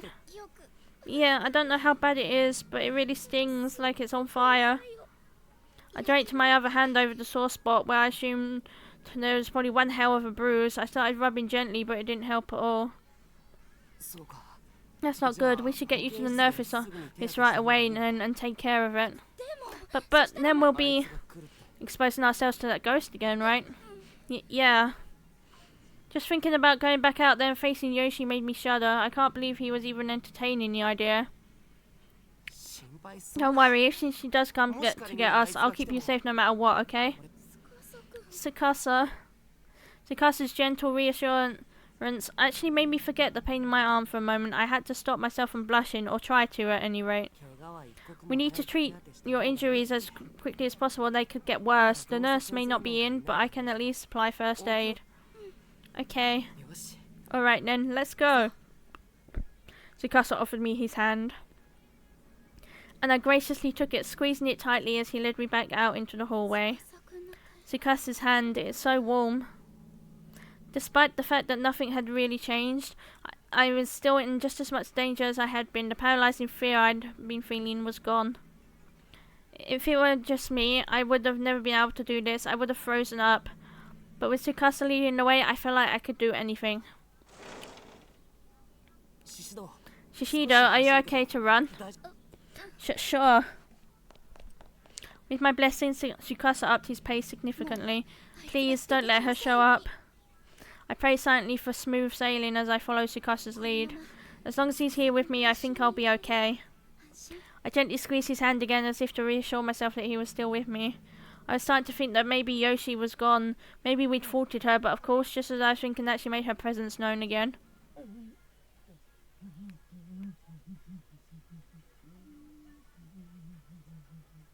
Oh my god.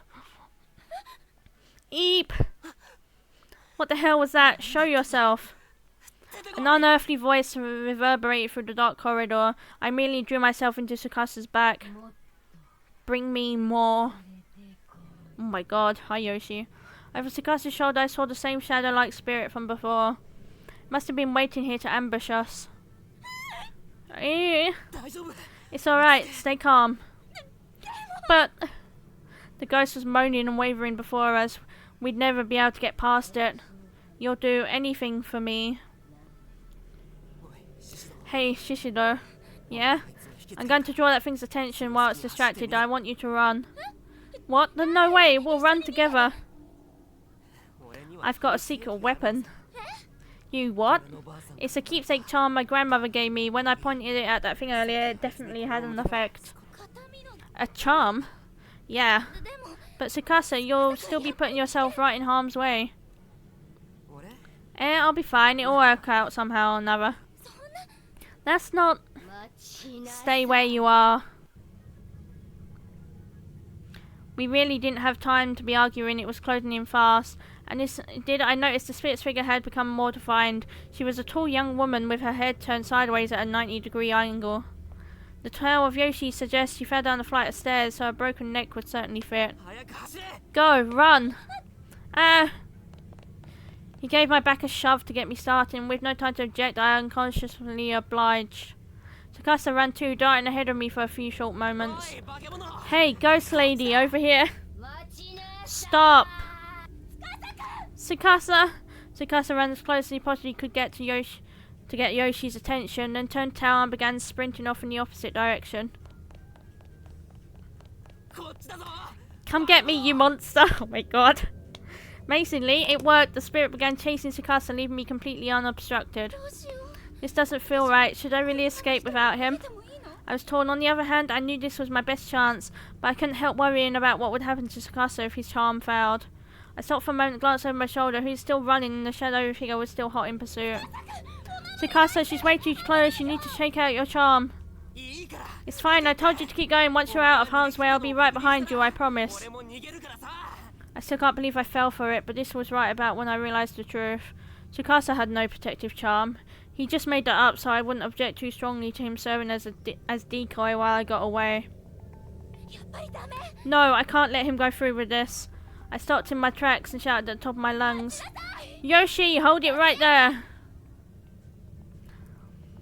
I wasn't sure exactly what I was getting myself into, but I had to do something. Calling the spirit's name definitely seemed to have an effect. That's right, I know your name. Shishido, what are you doing? All at once, the black figure was facing me. No, I never saw her turn around. She was flying toward me now, ignoring Tsukasa. I'm not scared, I'm not scared, I'm not scared, I'm not scared, I'm not scared. I repeated like a mantra and stuck one hand into my pocket, grasping tightly onto the one and only item I'd stashed there. So you know who I am, then? Unlike him, I have a real protective charm. Tsukasa's care, his effort, his beliefs, they're all packed into this pencil. And when you get right down to it, that's what a charm is, right? I squeezed the nubby little thing in my pocket, mentally preparing myself for the confrontation ahead, the confrontation I'd impulsively initiated. Shishido, you have to run! I won't, I absolutely will not. God, please protect me. I closed my eyes, lifting my hand from my pocket and brandished Tsukasa's pencil intently. The gauntlet had been thrown. I was putting a lot of faith into this, and I really hoped I hadn't made a mistake in doing so. My name is Yuuya Shishido, and my goal is to become a teacher here at the school. I opened my eyes to find that the shadowy spirit Yoshi had stopped dead in her tracks. Did it work? Was Tsukasa's pencil keeping this vengeful soul at bay? I don't need a replacement. Just die. Oh my god. Suddenly I was whisked off my feet and slammed against the ceiling. Gah! Shishido! I could see him down below. He was staring up at me and desperately leaping. He was trying to catch me, I suppose, even though he knew he'd never reach. Tsukasa! Called out to him over and over again in my mind. If he could get away, if he could survive this ordeal, then it would have all been worth it. Yoshi was drawing near and I was helplessly pinned to the ceiling. I had no chance at all. There was no doubt in my mind that my life was over. I clung to the relief I felt at Tsukasa's safety. It was the only thing keeping me from losing my head entirely. Then, all at once, the situation took a complete 180. It was like a miracle. Yushi Shinozaki, stop right there. Before I had any idea what was happening, I found myself bathed in a gentle light. The woman from this morning? I'm sorry I was unable to protect you, but now at least the evil will spread no further. It It was the old woman who had collapsed in front of my house. She was standing down below me, enveloped in a warm glow.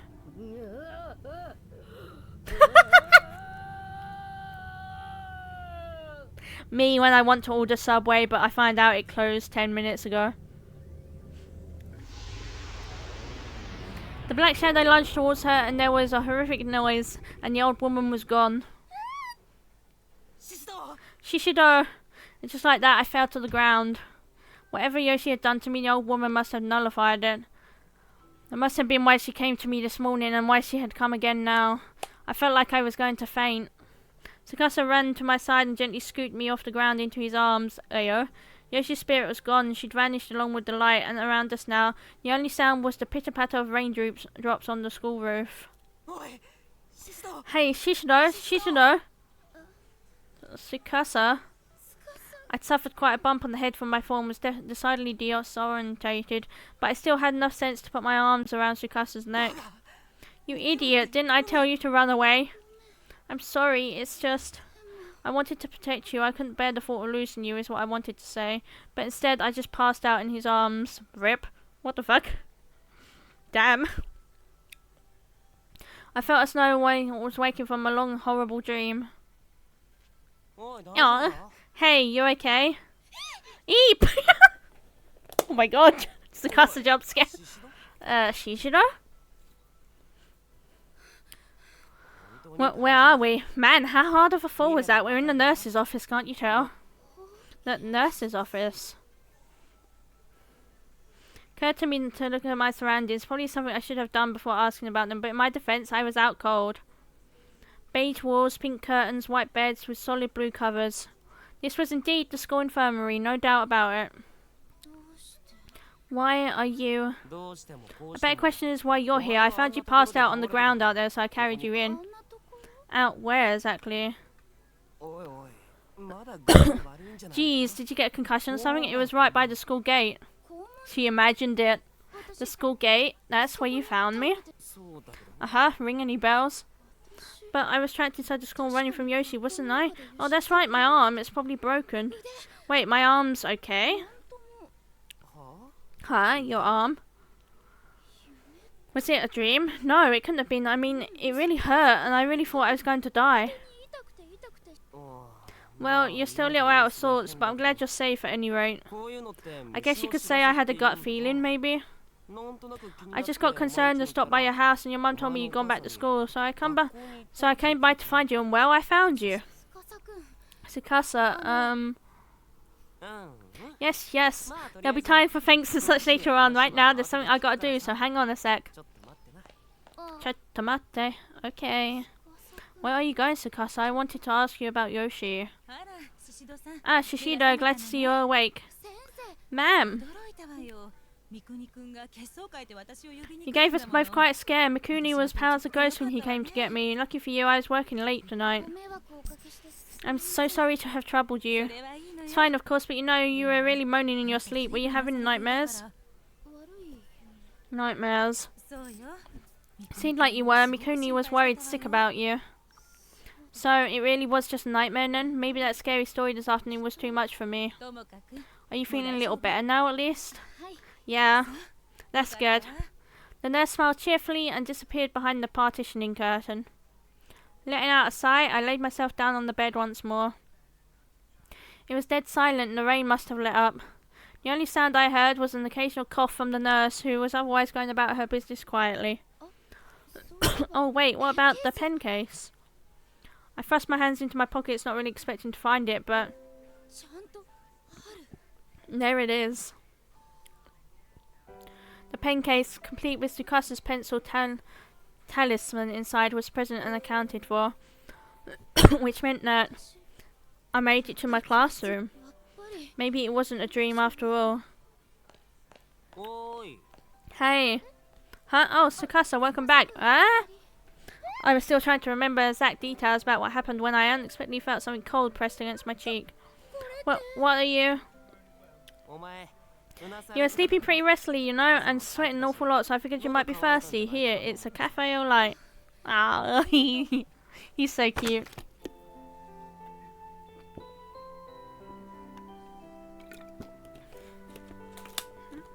He's so cute. Oh, thank you. Tsukasa went out of his way to buy this just for me. It was a lovely gesture. How could I possibly refuse? Hey, isn't tomorrow, or I guess it's today now. But either way, don't you have an entrance exam to take? What time does it start? At 9. So in 4 hours then. How fucking long have we been there? Holy shit. God, I don't even want to think about that right now. Not after the day I just had.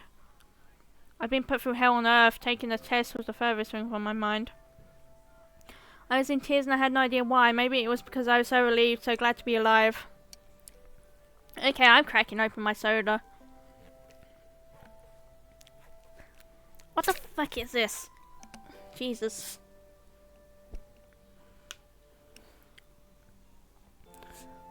Oh yeah, I wanted to take this time. I wanted to talk about a situation a little too.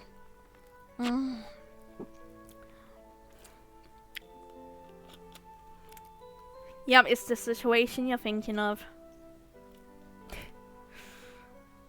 Of course, yeah. He responded. The VTuber that Lucy and I responded. And it wasn't a very nice response. At all.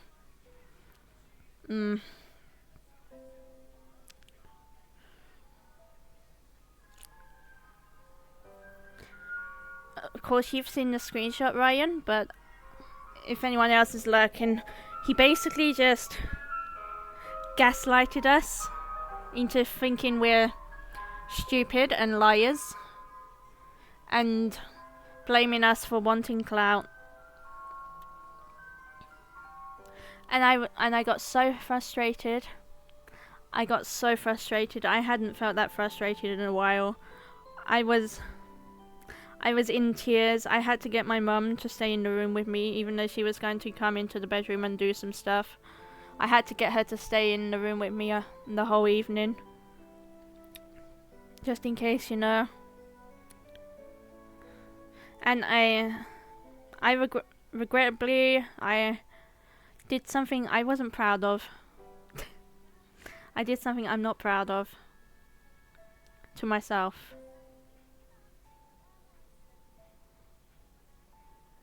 But now I know that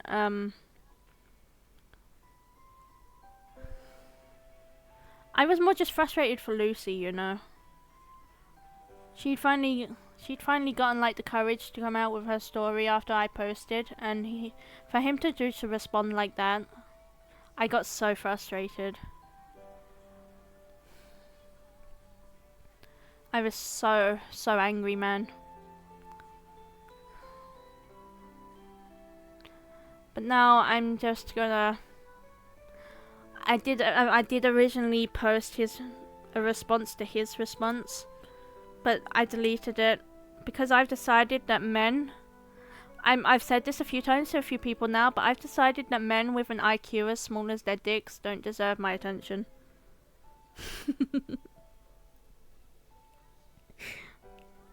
And you know what? To mark this momentous occasion.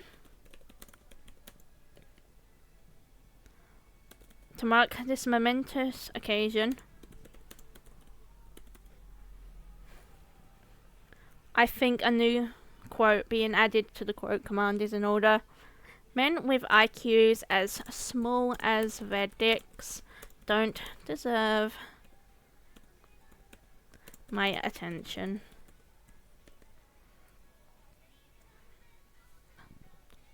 Bro, I can't spell. I just like ruined it. What the fuck?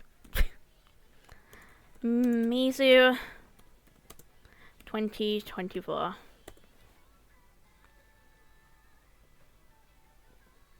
Bro, okay.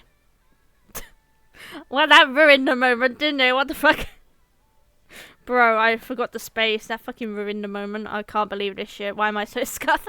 I'm so fucking scuffed, man.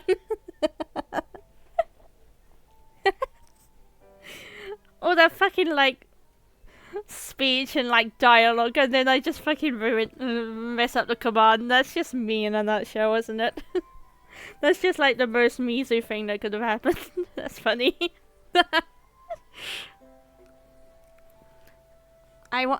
I wanted to thank everyone that reached out and like messaged me, seeing if I was okay and offering me support. Especially want to thank like obviously you, Rai Rai, because like you were one of the first persons I DM'd about it, and like you're always supporting me, so I wanted to thank you for that. And I also want to thank Lucy herself. She's obviously going through it too from the response, but she like offered to add me on Discord in case I needed anyone to speak to. I also want to thank Abbott. He also came into my DMs to ask if I was okay, and I want to thank him because he made me feel better, and he actually made me laugh and put like the goofiest smile on my face last night. I want to thank Mao too because he let me in. He let me go to his DMs to vent, and I want to thank Rinny. She let me into her DMs to vent as well this morning. I also want to thank Nyan. Nyan also came to my DMs to see how I was today. And I want to thank everyone else that like helped us spread our tweets about our stories and experiences and offered both me and Lucy support.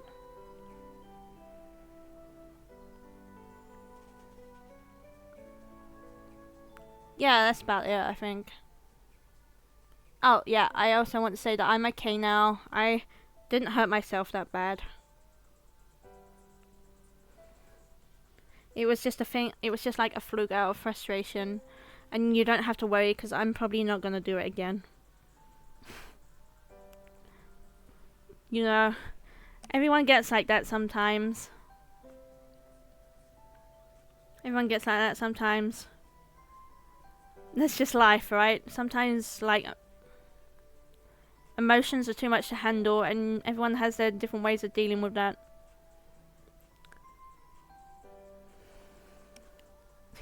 And and bro, you want another funny story? Bro, I forgot how much this shit stings. I'm definitely not gonna do this again over some stupid man. I'm definitely... Because, oh my god. I can't even flex my wrist with how it hurted. Bro.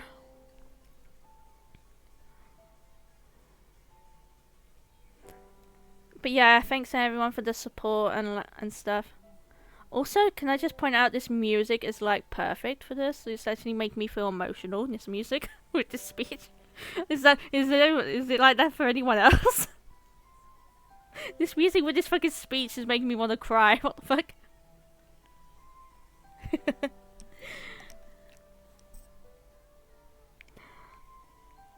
This music is beautiful.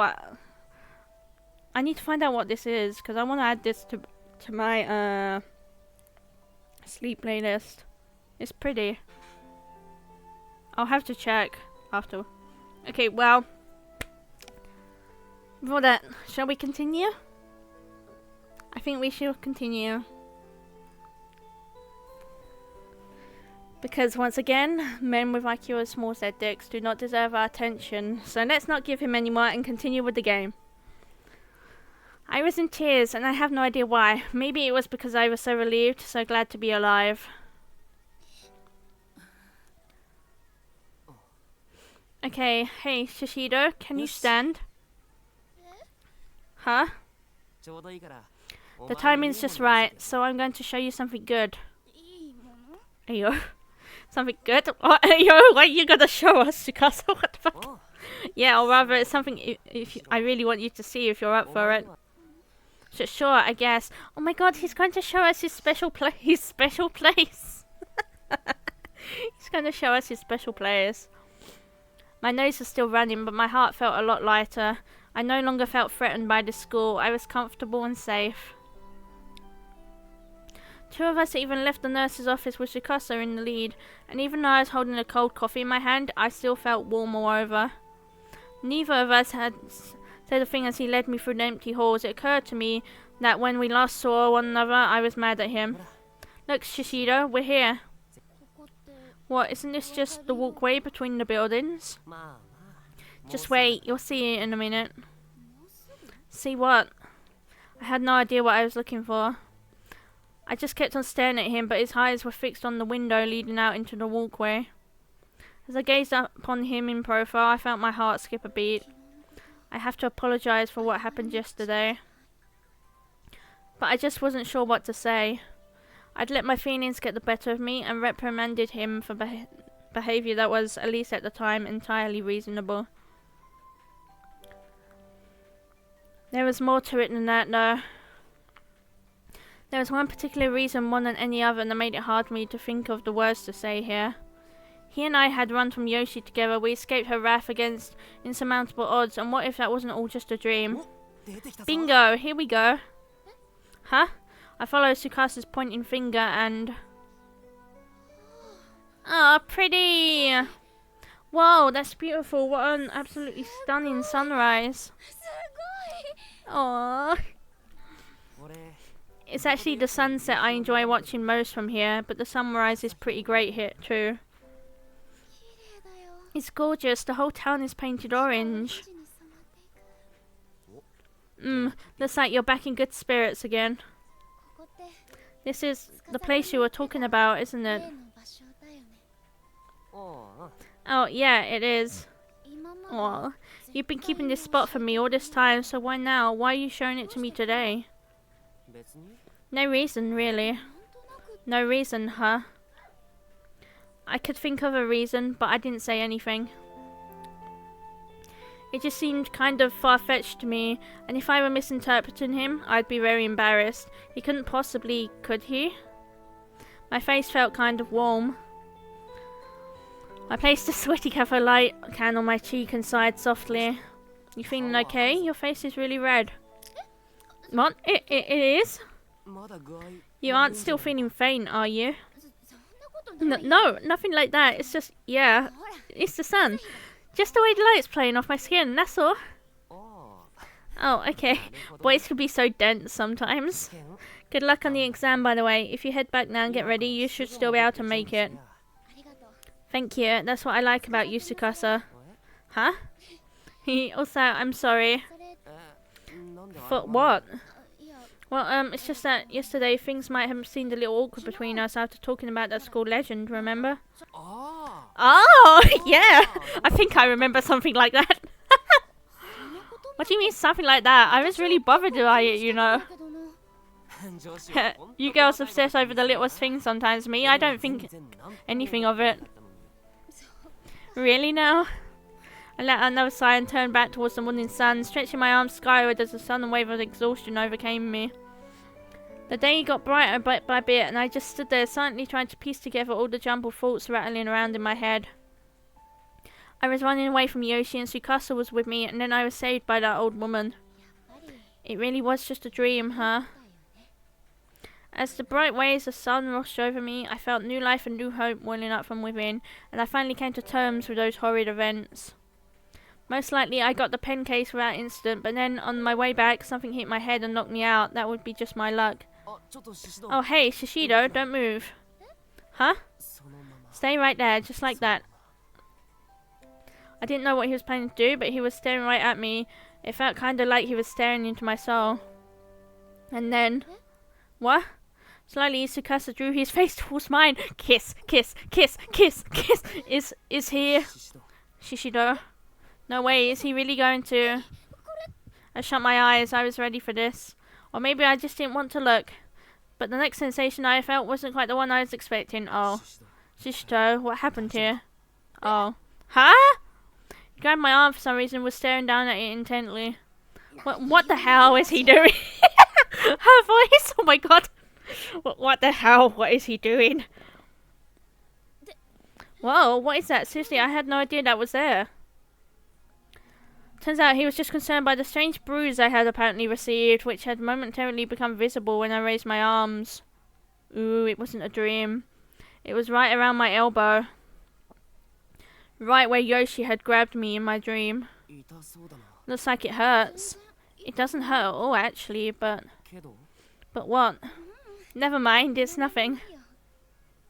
Giving a wry smile, I gently pulled my arm from his grip. Hey, Tsukasa?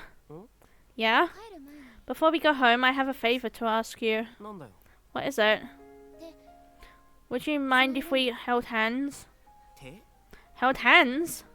Yeah, just for a little, or is that asking too much? なんでという When he asked why I wanted to do this, I fed him his own line. I just told him no reason. そっと指 We only joined fingertips, but for the first time, it really felt like I was connected to another person's heart. I remember feeling so happy. 心がつながっているのを感じた気がしてとても Oh, they're so cute. 覚えている What horrible fate awaits them. うーん Okay, we're back to the present. Mm. Hey, Miss Yui, Miss Yui. 先生 We're back to the present. You missed that we got trapped in Yui's house because she wouldn't let us go because she's ill because she thought we were Tsukasa. Tsukasa. Tsukasa. She's so cute when she's sick, right? Miss Yui, please. I knew I'd heard that voice before, but who was it? Was I just dreaming again? Ooh, we're Yui again. I still feel like I was holding Tsukasa's hand though. ゆい先生 Miss Yui, your hand, your hand. Huh? What? やっと起きた Good, you're awake. Huh? What? Mochida? 持田君 そうだよ That's right, it's Satoshi Mochida. I was still dazed. I had no idea what was going on. All I knew that one of my students, Satoshi Mochida, was here and he looked concerned. Miss Yui, your hand is... What? Oh my! Finally realised what he was talking about. I was holding Mochida's hand in my own and squeezing it awfully tight. Excuse me, please, I'm so sorry. いいけど It's no problem though, I have to say, you have a really strong grip, Miss Yuri. 結構握力強いんだな あらそう Do I now? In the past, I was renowned far and wide for being weak and dainty young beauty, you know. ものだけどそれどこから突っ込んでいいの Chat. Do you see what I see?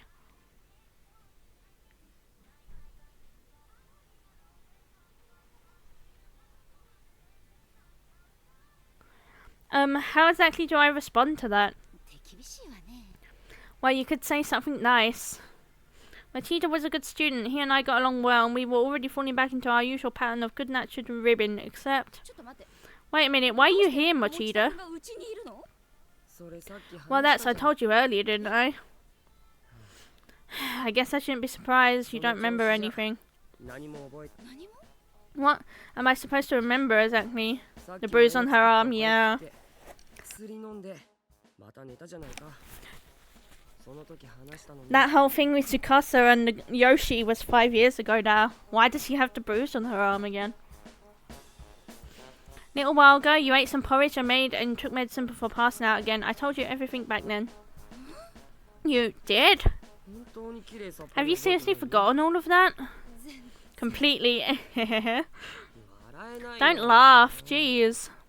Machida sighed and pointed at the table.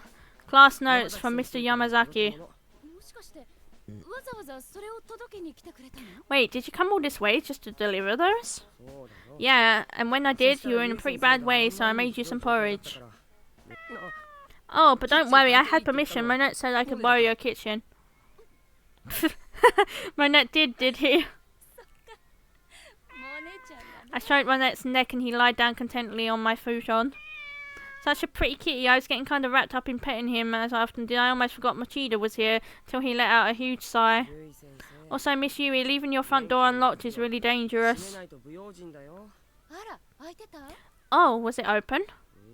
Yeah, and you're lucky I was the one to discover that. You really need to be more careful. え気をつ Duly noted, thanks. Did I say something funny? 持田君 No, you just sound like my mother. さんみたいだから Yikes, I don't think I like the implications there. I didn't mean to laugh. I must have seemed kind of deranged, but I could always blame it on the fever. Machida looked at me and let out another sigh. My poor sense of humour must have been getting to him. Well, you see, all seem a lot better now than when you were when I got here, so that's something. よかった I feel better too. 結構寝てたもんな You slept like a rock, Miss Yui. そうね That's right, I woke up this morning feeling dizzy and chilled. I called in sick and put out food for my net, and I don't remember a thing after that. あれ Oh, you don't remember going to the convenience store? The convenience store? うん Yeah, I found cold packs and snacks. Let's see. ほらこれ Here, look, the time on the receipt. It was this morning. 本当だ Wow, you're right. もしかして How can you possibly not remember going to the store? Amazing. That's just seriously, you need to pull yourself together. You didn't go out in your pajamas or anything, パ did ジャマ you? で出かけたりしてないよなそんなことは Well, I don't think I did. どうか I wouldn't be surprised. な笑ってごま Don't か try さ and ない hide behind that laugh. ごめんごめん Sorry, sorry, were you taking care of me this whole time, 私 Mochida? のことずっと看病してくれてたの Uh-huh. そう Wow, I'm really sorry you had to stay this ごめん late. なさいね It was already past 10 o'clock in the evening. Sheesh. I couldn't believe Mochida had been with me this whole time. I felt both guilty and grateful, and I definitely gained a new respect for him. おかゆまだちょっと残って There's る still a little porridge left if you get hungry. Thanks. あとそれから And I bought these こ too. れ You went to the supermarket? 冷蔵庫を見たら There wasn't anything in the fridge when I checked, so I figured I might as well. つい The bag was quite heavy. Inside it was a bottle of orange juice, some bananas, canned peaches, apples and other assorted fruits. これ That's 風邪の時って vitamins. ビタミンを When 取 you're る as といい sick んだ as you ろ were, your body needs all the help it can get to fight back. Think of it like 早く良くなって medicine. よ Mochida. That much fruit couldn't have come cheap, especially for a high schooler. I considered offering to pay him back, but decided against it. I knew he wouldn't take my money, and besides, I really appreciated the fact that he'd gone to all this trouble for me. I'd return the favour another time. If it ever seemed like he was going to be staying late after school, maybe I'd buy him dinner. Or I could help him with preparations for the school festival. じゃあ俺帰るよ Well, it's getting late, I should go. Oh, will you be okay? Do you know your way back? If you'd like, I can take you at least part of the way. 大丈夫だよ It's fine, just go back to sleep, いい Miss 先生 Yui. はまだ本調子じゃない You're no better, and you're not better just yet. And besides, it isn't safe for a woman to walk alone at night. 一人で歩くなんて Oh, you're such a sweetie. Seeing how much you care just makes my heart skip a beat. キュンとしちゃう Oh, does it now? I'm not sure you should be saying something like that to me, Miss Yui. Huh? Why not? Mochida and I joked like this a lot. Usually it made him blush and get adorably embarrassed. But not today. He just grinned sheepishly with a mysterious glint in his eyes. I didn't quite get it. What was his angle? 司くんって Who's Tsukasa, Miss Yui? Is he your boyfriend? 先生の恋人 Ah, how do you... ゆい先生に You kept calling his name in your sleep. Tsukasa, Tsukasa, you cried, lost in some sort of wonderful dream. 司くんって What? 誰なんだよ Sir, who is he? That crafty Mochida turned the tables on me, and how embarrassing to know that I'd been calling Tsukasa's name. What? Well, I hesitated to answer for a moment, but then I figured, what the hell? Why not? さくんは Tsukasa was my first love. 私の うーん Oh. その様子じゃ Judging by your actions earlier, you must have been seriously head over heels そ for の人の him. ことが好きだ What? Why? だって Well, when I got here, you thought I was Tsukasa. It was unbelievable. Well, wait, what are you saying? Miss Yui, your face is beet red. これは That's just my fever, I swear. うーん Mm-hmm. まあ Well, that's fine. I'll let you believe whatever you want to believe. Oh, come on. Whatever happened to respecting your elders? You shouldn't mess with adults. But you're in rare form today. We never get to see you like this. めったに見れないからさ I wasn't sure he was ever going to give me the full story of all the embarrassing things I'd done in my fever days, and maybe it was better if he didn't. Either way, I was in his debt, so he could tease me all he wanted just this once.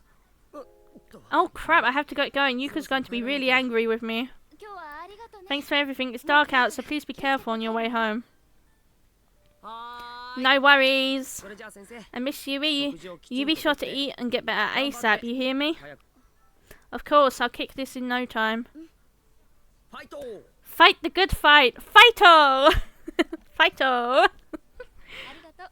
ありがとう Arigato! いい子だ What a good kid, that Mochida. I'd better be careful though, he is my student after all. Come here, Monote. You sleep with Mummy tonight. 一緒に寝ようか Hehe. I miss you, Tsukasa. 司くん Really? Really? Okay. Really?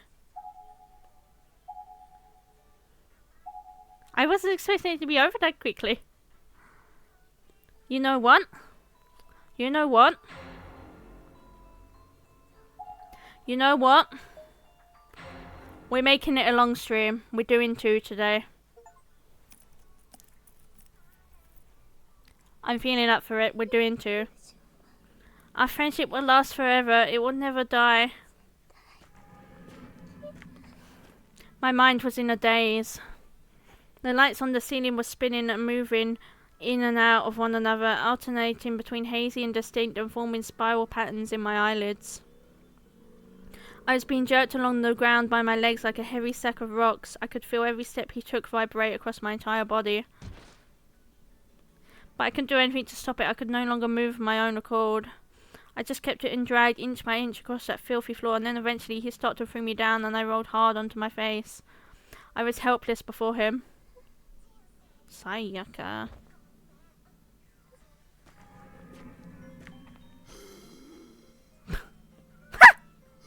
That piece of chocolate had fallen out of my pocket. I was pretty sure it did anyway. And I wasn't about to let anyone else have it. Give it back, you bastard. Oh my god, me. Me as fuck, me. The large man took my crumpled form and roughly flipped me over by the legs, as if I were nothing more than a doll to him. I was facing him in the middle of the hallway as he readied his enormous hammer and looked right into my eyes. Was this it? Was I going to be killed now? Please, God, no. I was terrified, but not entirely. After all, she's coming to save me. Naho's coming, I know she is.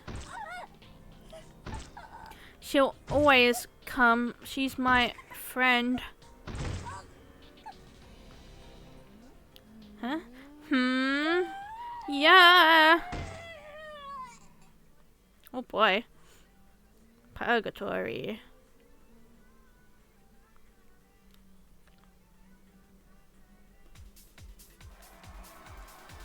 Yippee! Woo-ee! My name is Sayako. I'm a junior at Paonia Academy High School. I'm just a normal girl, but my job conflicts with my studies, so I don't go to school all that often. And this was the first day I'd had free in a while, so I called out my friend Naho and we spent the whole day together having a blast. The last event of our schedule was a Twinkle Girls concert. They play every so often at a local venue called Club Beta. And they're also incredibly cute. I try to catch them whenever I can. Recently, Twinkle had been performing on evening request shows, and they'd been getting more and more attention, as well they should, you know. I joined them on the program a few times myself, and the group and I like to keep in touch through texts and tweets.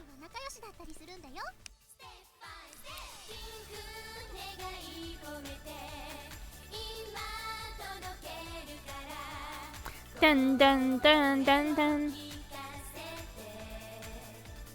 Oh my, what a banger. Dun, yippee! Thank you for the follow. Max132 followed your channel. Yeah, whoo! Banger.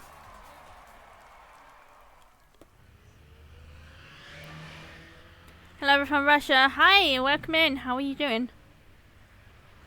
My eyes went with Naho's and we both put our heads in the air like we just didn't care. Oh my god. So cute. Thanks, Sayaka. Twinkle's the best. I think I'm in love. Right? Aren't they awesome? I mean their moves in that last song. Oh, I remember. Check it. Check this out. Well, you've got it down, girl. Though I think your hip movements are a teensy bit off. Outside Club Beta, the show fans were hanging around the street corner, immersed in the lingering rhythm of the music. I wanted to ride that wave myself, but didn't like the idea of blocking the road in the process, so Naho and I just pranced our way back to the station. Hey, check it out, I bought a towel.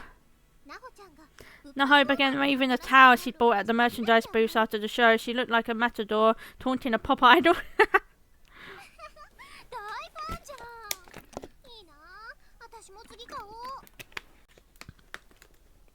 Hahaha, the new #1 fan. That's excellent. I'll have to buy one next time myself. Oh, it's still only 9. Hey Sayaka, what say we drop by Gus on the way back? Come on, let's get ourselves some sweets to eat. そうだね。寄ってこっか。 Sounds pretty sweet to me. Lead on.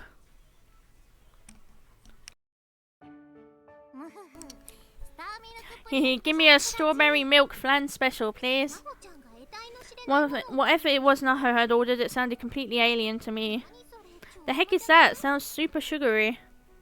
星が7つの Something that'll put me in 7th heaven. Now, that's what. It's covered in milk and ridiculously delicious. この子が最 This is Naho Seinoki. We're in the same school, same year, same こ class. の子も少し私 Our backgrounds are sort of similar, and well, we talk all the time and eat together and stuff. 何より可愛いでしょ。 But most of all, just look how cute she is. When we're together, she even makes a girl like me all wobbly. I love this little lady. なんだ。 I love this little lady. うまいから Point is, it's good, and you're welcome to try some if you like. ありがとう。 Why, thank you. As for me, I believe I'll go with the butterful パンケ pancakes. ーキ。かしこまりました。 Coming right up. とても夜の9時 They do say girls shouldn't ingest a lot of calories after 9 at night, but hell, we hadn't eaten anything all day, so I figured why not indulge a little. これぐらいは全然いいのだ。てっててててて Da da da da da da da.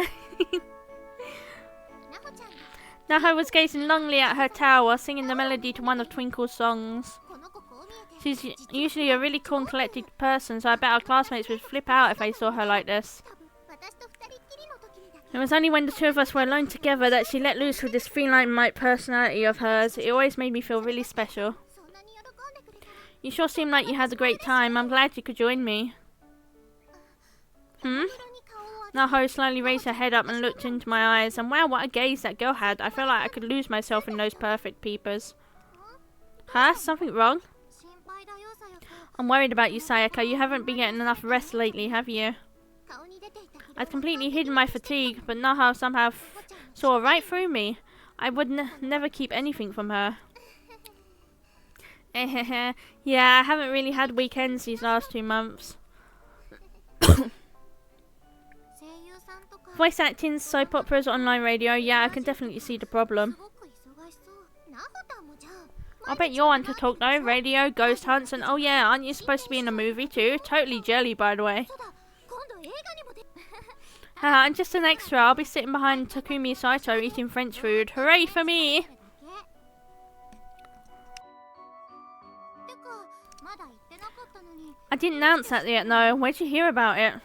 ほんとね On Mr. Taguchi's blog, of course, he wrote a ton about it, all in boldface, and he told everybody to cheer you on as loud as they could. くださいって Oy vey. ひっそりとした顔で Her expression twisted into exaggerated blah pose, and she sprawled out across the table. あの人の横では You can't say anything around that guy. 顎を机の上に For a while, I gazed at Naho, who had placed her chin on the table and puffed out her cheeks. Not sure how to break the silence, I tried switching subjects. あのねなほたん Oh, hey Naho, for my next radio show, I'm doing a special on scary stories. 特集やるの突っ伏したままのなほちゃん The deflated Naho suddenly reinflated. Guess I'd piqued her interest. なほたん声いい You've got a great voice, and I'd love to have you as a guest speaker. You can be my expert, commenting on ghost stories submitted by listeners. つけてくれたらと思うの Hmm. なほちゃんは机に Her head still glued to the table, Naho fell deep into thought. She seemed oddly concerned. けれど I couldn't miss the momentary twinkle in her eye. No success. I just needed to rebait the line, and she was good as caught. Come on, please, for me. うちのリスナーさんたちも私たちの関係知ってるからなほたんまだーってメールがしょっちゅう来てるし My listeners know we're friends, and I get a lot of messages asking me why you haven't been on the show yet. You'd be a big hit for sure. 何より But more than anything, I really just want to see what it's like to co-host a show with my bestest buddy Naho. Meow meow. Oh, she mewed. この表を示したわあと Oh my god, guys. Naho Seinoki of Corpse Party is mewing right here live on stream. It wouldn't take much to get her to pounce on this old yarn now. Cute. Meow. Come on, come on. Meow. This was a thing that just sort of happened between us sometimes. She turned into a cat and I played a part of her master. There's some fancy cat food in it for you if you say yes. What's that supposed to mean exactly? I'll treat you at Cafe Quill Fate Non. Sound good? Ooh. Naho's face lit up. Okay, I'll do it. Yeah, thank you, I love you, Naho. Meow.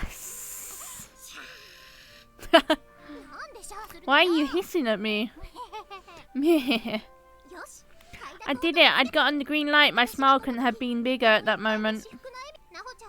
Naho's popularity had exploded recently, so she's been having a hard time managing all the requests she'd been getting to appear on other radio shows.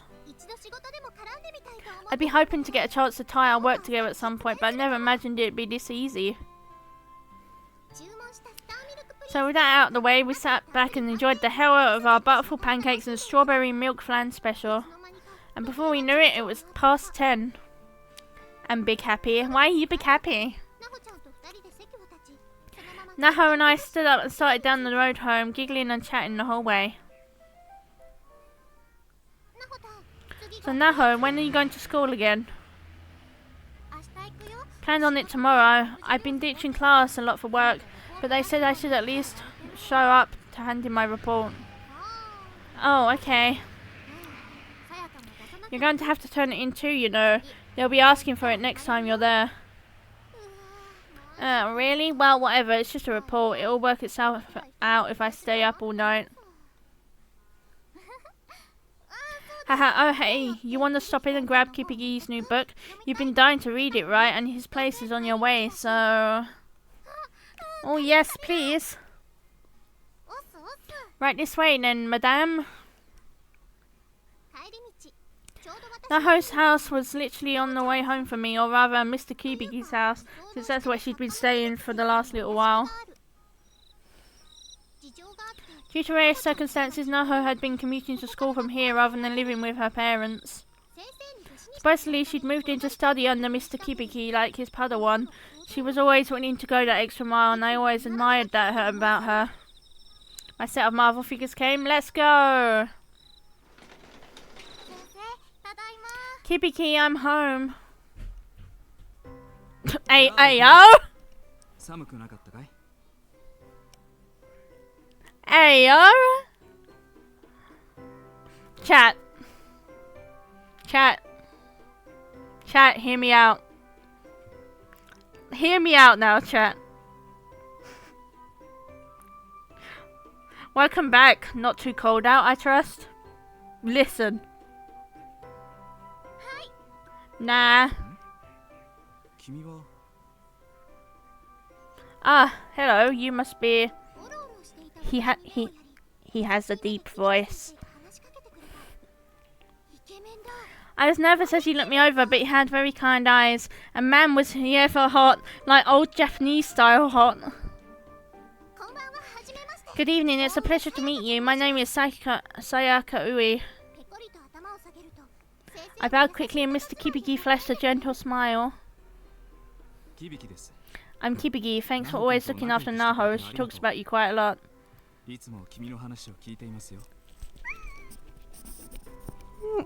Okay, I know I'm all about Yuuya, but... Ho ho ho!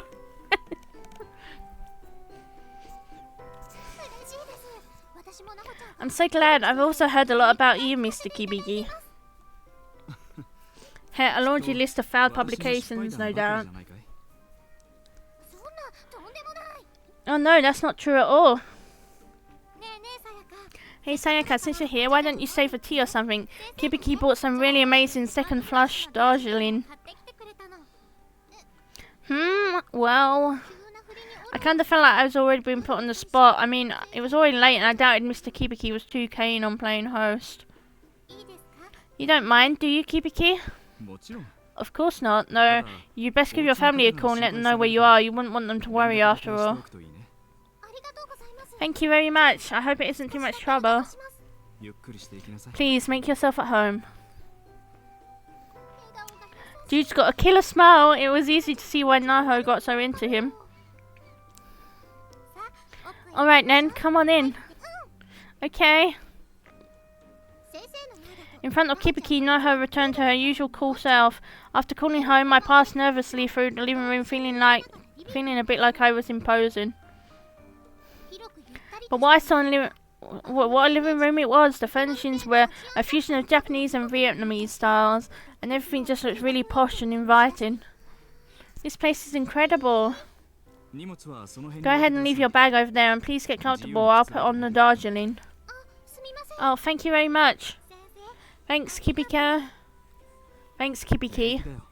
It's no problem at all. I was looking to drink some myself, in fact. Kibiki then disappeared into another room, his smile never once fading. A total dreamboat all the way. I'm glad Sayaka and I have something in common. Naho gestured for me to sit, so I cautiously plopped myself down on an expensive looking sofa. Whoa, I'm sinking. Sayaka, just relax, okay? I'm going to go hit the little girl's room. Okay, I'll be napping here when you get back. Go for it. Naho began walking out the room, chuckling at my swiftly sinking form. Mere moments later, though. Eek! Oh my god. That shot caught me by surprise. I turned in the direction of the scream, concerned. God, Taguchi, lock the damn door when you're in there! Sorry, Naho! I heard the door slam shut with incredible force. So that was the infamous Mr. Taguchi, huh? No love lost between those two, it seemed. The nerve of that guy! Having peeked out to check on Naho, Mr. Kibiki again withdrew his wide-eyed face to the kitchen, laughing softly. I swear I could look at him all day.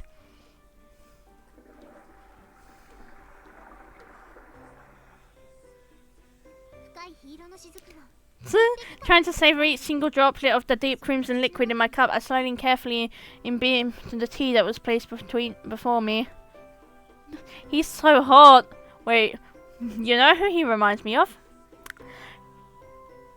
He reminds me of Ikuto. He reminds me of Ikuto from Shugokara.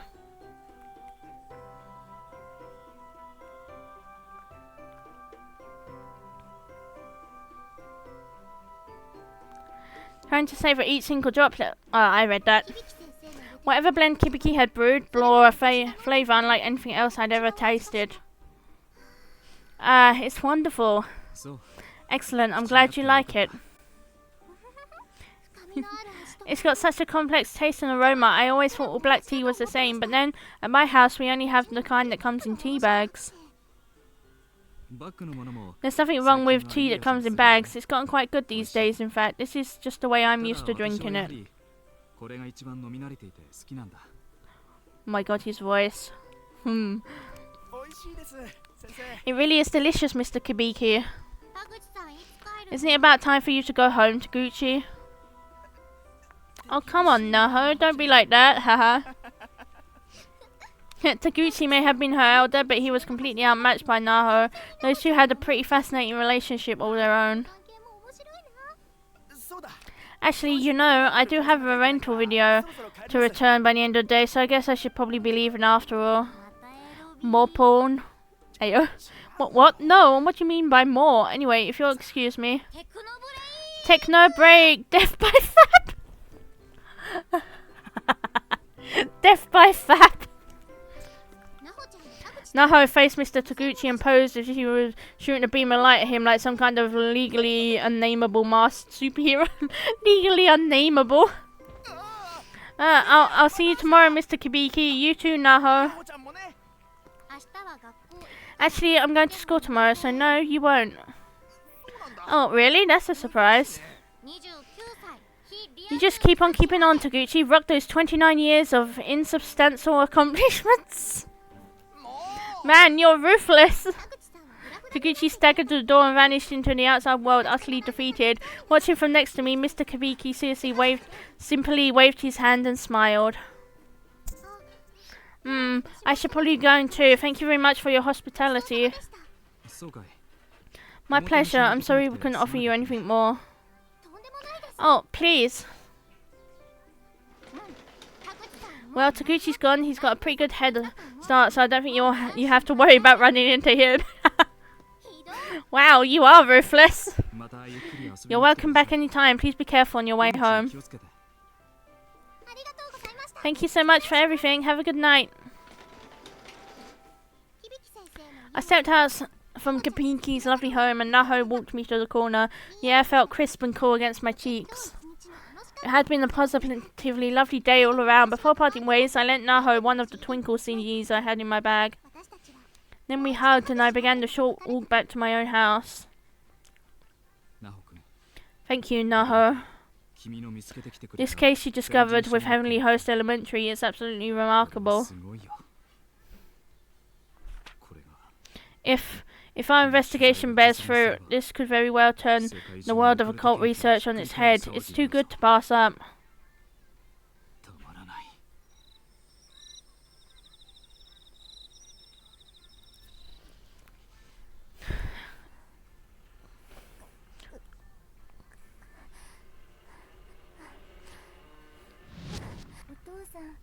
Daddy, stop breathing. Ah!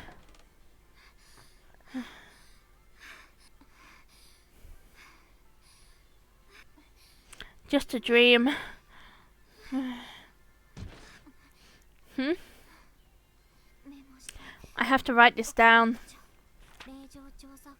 Sacred Ground Investigation File R2K Prefecture Heavenly Host Elementary currently under further progress.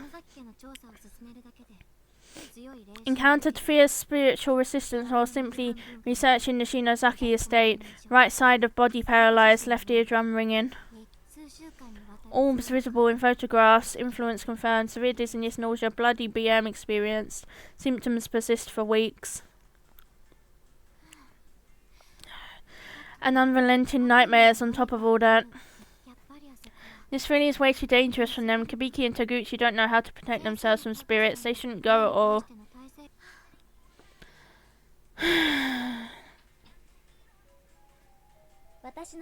My name is Naho Sonuki. I traveled the country investigating reports of haunted locations, assuaging clients' fears and doing whatever I can to help them. Recently, strange and unpleasant things had begun happening to me. I'd been investigating a certain haunted ground for the last month and encountered a malevolent will more powerful than anything I'd ever experienced. I attributed this to the paper doll I brought back with me, of the sort commonly used in curses. No doubt a bad idea, but invaluable for research.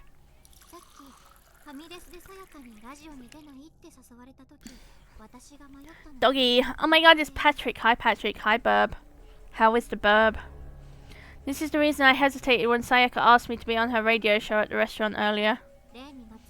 Ghost stories can actually provoke the spirits involved in them.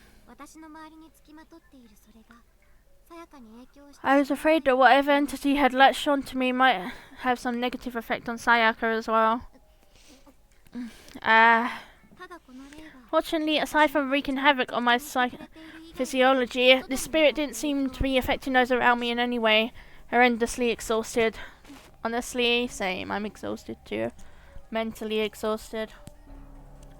Mentally exhausted. Yep. I napped. Oh my god, sleepy Burb. If I could just keep it under control, I was certain my appearance on Sayaka's radio show would go off without a hitch. 3 hours. Damn nice. Kibiki? I'd gone to the kitchen on a glass of water. No, I hadn't noticed on my way down. I saw Kibiki fast asleep on the living room sofa as I headed back. Kibiki, you're going to catch a cold down here, you know? Kibiki. Sound asleep. Oh, Kibiki, you're so cute. Kibiki had pulled an all-nighter last night, so I was pretty sure he'd sleep well into the afternoon. There we go, a nice warm blanket for you. Sweet dreams. Spirit research is a decidedly dangerous field. Numerous people had warned me not to get into it deep, so why did I do it? For Kibiki, of course. If Kibiki could make progress on his occult novel through my research, if he could succeed in all his endeavours, then no price would be too high, I felt. For his respect and admiration, I'd happily sacrifice anything and anyone. Yeah, it's definitely too dangerous to send Kibiki and Taguchi to Heavenly Host by themselves. I'll have to make sure I go with them. I tucked Kibiki in and returned to my room, realizing he'd still be asleep when I left for school. I decided to write him a note. Just as I was concerned for him, Kibiki was worried about putting me in danger as well, stating his prior intent to go to Heavenly Host with Taguchi instead. I was so flattered by his consideration that I just didn't have the heart to lecture him about how ludicrously bad an idea that was. Let's see, to my dear mentor. The time is now 11 in the morning. Here's the latest news of the day. The body of a schoolgirl was discovered in the plaza near the escalators at the southeast exit to Tokyo Shinjuku Station. Good morning, Naho. I wanted to talk to you about that Tenjin urban legend you found. I really think it may be a bit dangerous to bring you along, so Taguchi and I should probably go by ourselves. Huh? She's not here. Come to think of it, she did say she's going to be at school today, which is rather unlike her. As usual, everything's in perfect order in this room, like night and day compared to my study. What's this? A note? To my dear mentor, for you, I'll go to any lengths. Based on my findings from old Tenjin Town records, I feel more confident that it is possible to return from the school using the escape plan we discussed. But you and Taguchi don't have the ability to resist spirits like I do. It would be far too dangerous in there for just the two of you. So when I get home from school today, I'll be joining you in performing the charm of Sachikoshi Nozaki. I don't hold out much hope for our success, but if it works, you're seriously going to get the scoop to end all scoops. If I can help you make lightning strike a third time for you with your editorial development, then you totally owe me dinner, Naho. Haha. Thank you, Naho, but I really can't allow you to put yourself in danger like that. I know the escape plan. I'm going to go with trusting old Taguchi, and you're going to wait for us here. I guess I should write her a note to that effect. Good morning, Mr. Kibiki. Are you awake? Well, he's full of spirit today. Perfect then. Let's not waste any more time.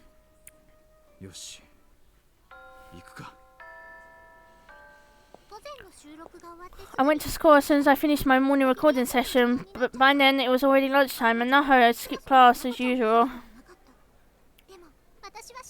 But I knew where to find her. Work may have kept her out of school most of the time, but when she did come, there was one spot she always chose for lunch. She liked to get away from the noisy classrooms to eat in peace, and I knew this because, well, I did too. This wasn't just her spot, but mine as well. We'd probably get in trouble if a teacher ever found us there, though. See, the lock on the door leading to the school roof just happened to be broken, so, what a nice breeze, and that sunlight too, absolutely magical. There was a fence between the buildings to prevent students from falling, but it wasn't very high, so getting over it was a fairly simple task. Oh my god. Alley-oop. Why? I crossed the gap, mindful of any stray gusts of wind. The best shade was on that side, so as long as I didn't look down, it was all worth the effort. Well worth the effort. And there she is. Oh, Naho. As expected, she was nestled right into her usual spot. The sight was positively picturesque. A high school girl tucked away on the school roof, nose buried in a book with a nondescript paper dust jacket. I swear you could just paint any moment of this girl's life and it would make a fine portrait. Sayaka, hey there, sorry to have kept you out so late last night. Hope your family wasn't mad at you or anything. No problems at all, they were A-okay with it. Oh, seems you trained them well. What are you implying? So hey, that book from Mr. Kibiki you lent me yesterday? Freaking awesome. Right, didn't it just totally suck you in? I love how it goes on and on with the psychological descriptions of the first murder scene. That protagonist is totally nutso. Yeah, I wish I hadn't been reading it in bits and pieces during my work commute though. Kinda took away from the tension, but I can't wait to read more. Yeah, just keep at it, it's gonna blow your mind. Oh yeah, and that Twinkle CD you lent me? To die for, seriously. Really? Awesome! I bet you recognized a bunch of those songs from the concert, right? You should check out some of their music videos sometimes, too. Maybe I've got one on my phone that I can show you now. Nope, guess not. I'll have to give you a rain check on that. I wonder if there are any good fan-made ones. Ooh, good call. If there are, I totally want to see. The bell. One already? Well, I've got an appointment I can't miss, I'm afraid. Guess I'll see you after school for recording. It's at 5:30 in East Shinjuku, so we should probably meet up at 4 behind the school gate. Okay, you said behind the gate. Really? What are you, 5? Naho was cool as a cucumber, just like always. Today's recording was sure to be a blast.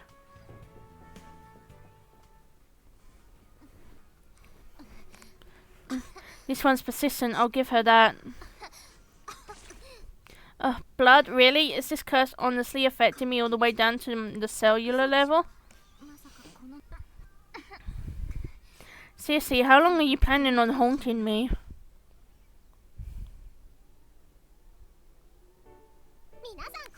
Good evening, everyone. Welcome to the night's installment of Sayaka U's Love Braver. The night don't start till I pour out my heart. So let's quit pouring, shall we? You'll never guess where I went today. I went to school to meet up with a friend, actually. It was the first time in a while I could just kick back and relax. We talked forever, like forever.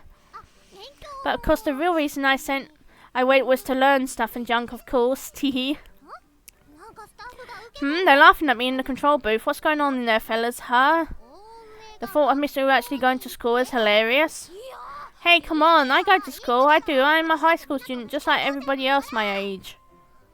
Don't laugh. You're trying to say I'm too old, too cool for school. Seriously, stop it. You're going to give me a complex. Some days you just can't win, you know. All I wanted to say was how great school is, and look what happened. I'm a laughingstock. Well, I'm glad you guys are having fun at least. Let's enjoy our half hour together tonight to the fullest. Braver. Sayaka's on-air personality was incredible. I was absolutely listening to a pro at work, and she had me hooked from the moment the show began. Okay, that wraps up the intro. Miss Sainoki, please head up into the booth. On my way. It was my turn now as guest speaker. When I entered the recording booth, Sayaka sat facing her mic and waved me over. Hey, your girlfriend! I returned Sayaka's cheery smile and sat myself in front of the guest mic that had been prepared for me, but something felt wrong. Very, very wrong. Jesus, why did that make me jump? What's the matter? Oh, it's nothing. I just felt dizzy for a second. Well, the camera's on you now, so wear your cutest face, okay? Roger that. This child was the daughter mentioned in my research on the Shinosaki family. This was Sachiko. She was the one who detached herself to me.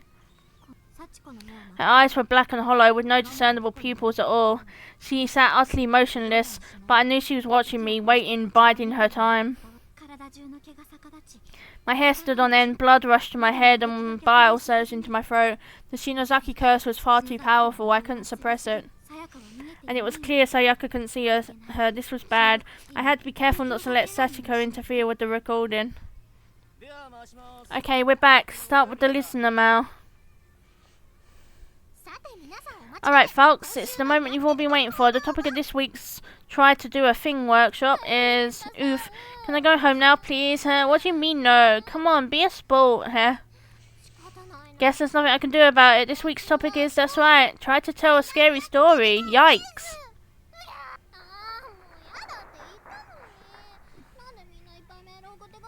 Man, I told you I didn't want to do this one, so why did you guys actually send in so many responses? We actually received a record amount. Far too many to tackle by myself, so I've invited a guest to help me out, haha. Hey, don't run the applause yet. I haven't even said who it is, or has everyone already guessed? Because it's totally who you think it is.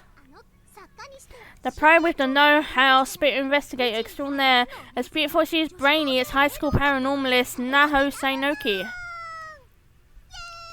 Yay! Give it up for Naho! Good evening. Thanks so much for coming. No, thank you. It's an honor to have been invited. Oh, how about that, everyone? She's so mellow, so modest. Isn't she just the bee's knees? Naho and I actually go to the same school. We're even in the same class. Isn't that right? Yeah. We hang out a lot, in fact. Some of you clearly knew that. And have been outright demanding that Naho make a guest appearance for quite some time now.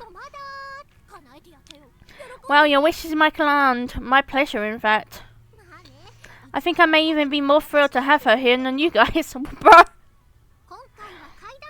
Anyway, given today's theme, Naho seemed the perfect guest, so care to get us started with some choice words for any evil spirits that may be listening?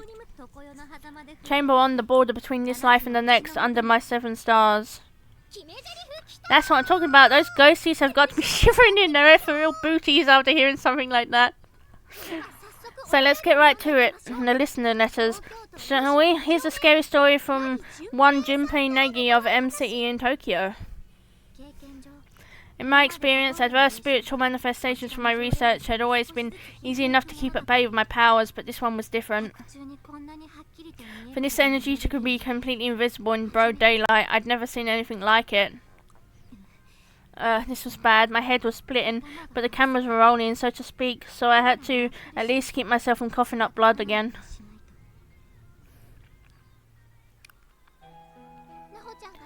Naho was grabbing her skirt tightly with both hands, muscles completely rigged. My, was she actually getting nervous? How unlike her. I kind of grinned eternally a bit at the sight of Naho acting all girly and scared. It was adorable, as I like to say, but I still had a show to host. Funk! I slid open the door and there before me I saw a pair of eyes staring intently right into my very soul. Wow, that is so super freaky! How about it, Naho? This has got to be fake, right? Mr. Mizuno of Kyoto is just pulling our leg, right? He may be, but with only this evidence to go on, it's hard to judge the authenticity of the claim. So what you're saying is it might actually be real? Yeah! That is a possibility, yes. Oh no, please! Actually, I've noticed something even more frightening since this segment began. Naho, your focus keeps drifting over to the corner of the booth. Well, don't tell me there's somebody there, is there? Ooh, I'm getting chills. Do we have another guest with us today? An uninvited one? Please say no. No, we're fine. This seemed a perfect twist to up the tension of the segment, but the look on Naho's face suggested I may have been onto something, which was terrifying. Her guest spot on this show may have been just fun and games, but I knew Naho was about as well versed in spiritual matters as they come. This gave her a great deal of confidence, but unbeknownst to me, that confidence was beginning to unravel all around her. She was in way over her head, and by the time she would come to realise this, it would be too late, and not just for her. Great work, everyone. That's a wrap.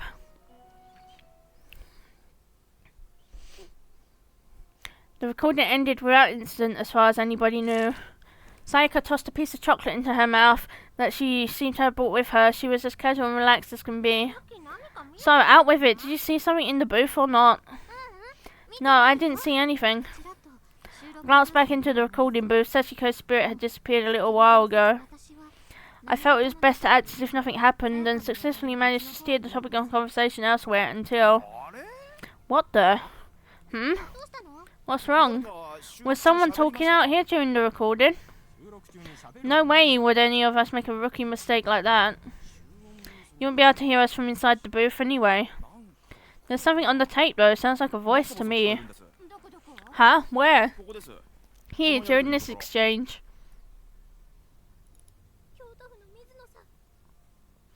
Mr. Mizuno of Kyoto is just pulling our leg, right? He may be, but we've only this evidence to go on. I'm only hearing those two. You don't hear a third voice?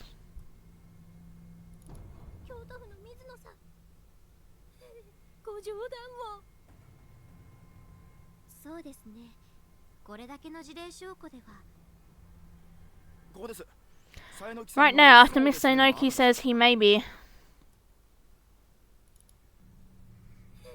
ご冗談を。そうですね。これだけの事例証拠では。 Bro, I don't hear anything. ご冗談を。 Okay, now I hear something. Pulling our leg, right? そうですね。これだけの事例証拠では。 Oh god, there is a voice. It's saying, I'm watching you, right? そうですね。これだ。 There it is. Whoa, ah! 嘘でしょ。 You've got to be kidding me.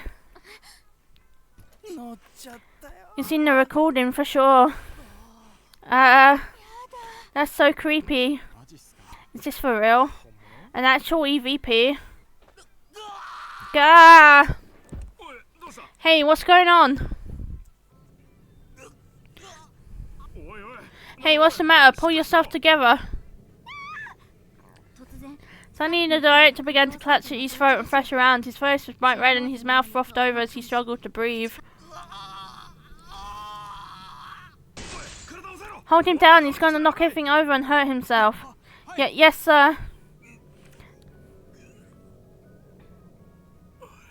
Is it over?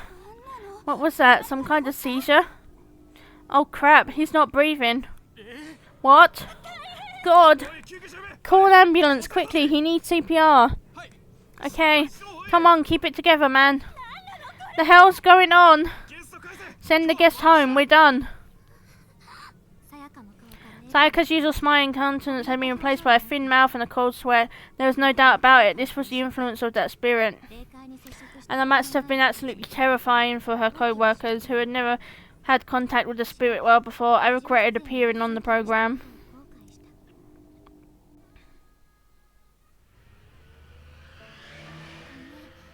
I'm so sorry, I guess I shouldn't have come. Oh, don't be silly, you did great. They managed to resuscitate the director too at the hospital. And we can cut out the voice for the broadcast, but honestly I say we leave it. I mean, it's kind of a lucky break when you think about it. I'm really grateful for your help today. I owe you one, so if there's anything I can do for you, just let me know. Oh, and as for Quill Fate Non, how's next week sound? Heh. On the way home, Naho finally smiled, glad to see she still had it in her. I needed to put on a happy face myself too. I was afraid if I seemed too gloomy, it would bring Naho down, and she hadn't done anything wrong. I had to let her know how grateful I was and try to bring her spirits back up. The two of us parted ways on a corner near our houses, as I needed to stop in at the convenience store for some groceries. See you later, thanks again. You too, good night. I'd never before felt such a strong, persistent spiritual presence.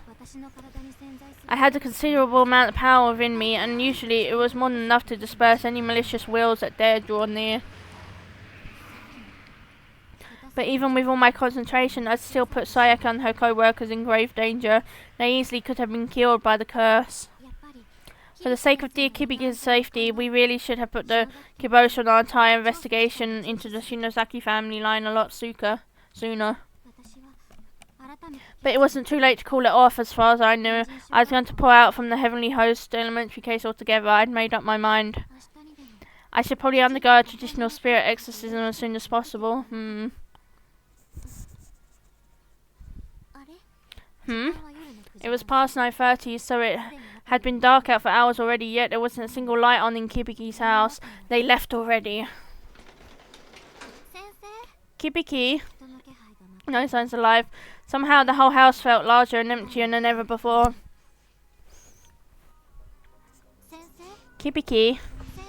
Kibiki, are you sleeping? I peeked into his study, but he wasn't there, nor was he anywhere else. The house was deserted. Now, Kibiki's meetings for work were always held at irregular times, so this wasn't unprecedented or anything. but the atmosphere inside just felt different somehow. There was just peculiar silence, as if no one had ever lived here in the first place. I'm watching you. 違和感を感じる。 Something just seemed very, very wrong. It was like someone was watching me, sneering at me.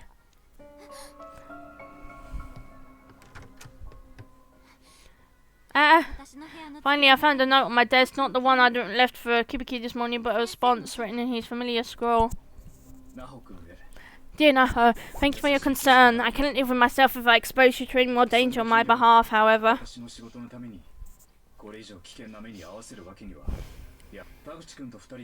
Hi Albert! How are you?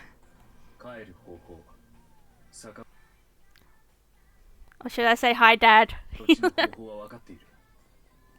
Thanks for yesterday, I really appreciate that. You made me feel a lot better.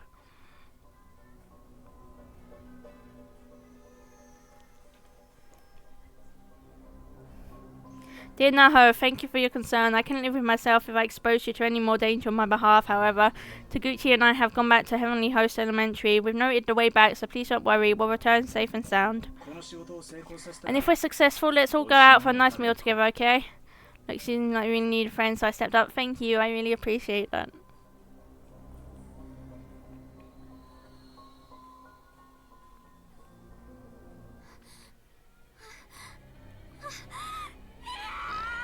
Oh my god. Okay, Naho, calm down. Oh my god.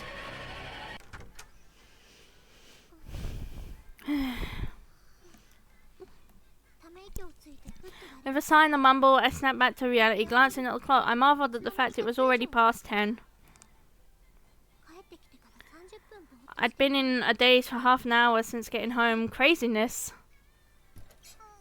Oh, what a day. My shoulders feel like they've got lead weights on them. I couldn't have brought it back with me, right?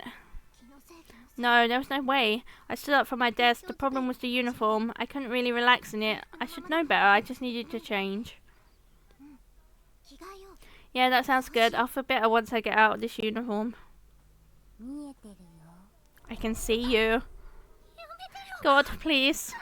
Is somebody there? Please, no. I was glad no one had seen me talking to thin air like that. There was nobody else around, of course. Nothing to be afraid of. It was just my imagination. I really, really needed to get out my... okay. I need water. I really, really needed to get out of my uniform, so once again, I started changing one.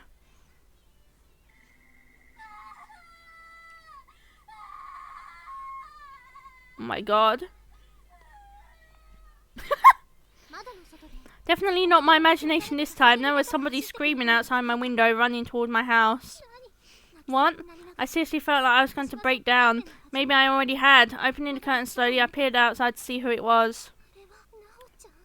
Wait, is that Naho? I couldn't see her face clearly being on the second floor and all, but that was Naho, alright. She was crying like a mad woman. She looked awful.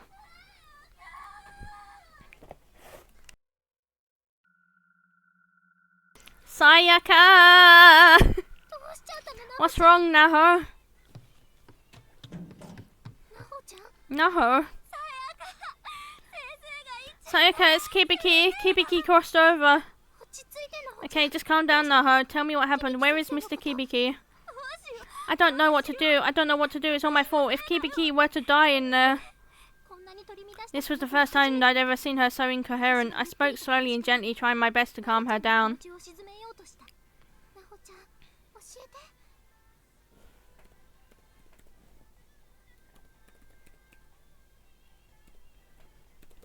Bear with me, chat. Just doing something real quick. There we go. Perfect. Naho, please, just tell me what happened. Let me help you. Start at the beginning. I want you to come back with me right now. What? Please, I'm begging you. Tears were streaming down her face. This was a side of Naho I'd never even imagined could exist. There had to be a reason she was so desperate. I agreed to follow her back to Kibiki's house, if only out of concern for her well-being. Sachiko ever after. Those who perform this ritual can cross over to Heavenly Host Elementary, a cursed school sealed outside our world, outside time and space. It's a locus of powerful energy, and the effect it's had on me thus far has been disturbing enough that I've decided to abandon my investigation. But before I could convey that to Kubiki, he crossed over without me, taking only Taguchi for backup. So please, Sayaka, you're my only hope at this point. Will you come with me to Heavenly Host so I can rescue Kubiki? I didn't really get any of what she was saying. Heavenly Host Elementary, a cursed school. And this was all to rescue Kubiki? What was in there exactly that he needed rescuing from? The only thing I did understand was that I'd be accompanying Naho to some unsafe, unfamiliar spirit world. I couldn't just casually agree to go with her. So this place I'd be going with you is dangerous then? I scare easily, you know. Please, I can't perform the ritual by myself. You're the only person I can count on. And I swear I'll protect you, no matter what. Her face was the most disheveled I've ever seen it, and she was practically begging. I knew two sides to this girl, her cool and collected professional persona and her cat my master, but this panicked desperation fit neither of them. The words I'd spoken to her following our recording session suddenly popped into my head. I owe you one, so if there's anything I can do for you, just let me know. So, Kubiki. I took one more look at Naho's tear-stained face and just knew I couldn't turn away from her in this time of need. Naho, do you really promise to protect me? Aha! A ray of hope lit up Naho's face like a flower in bloom, and I knew I'd made the right decision. Alright then, I mean, what are friends for after all? Sayaka! Thank you, Sayaka! I just couldn't bear to see her cry like that. A face as cute as hers deserved to wear a smile at all times.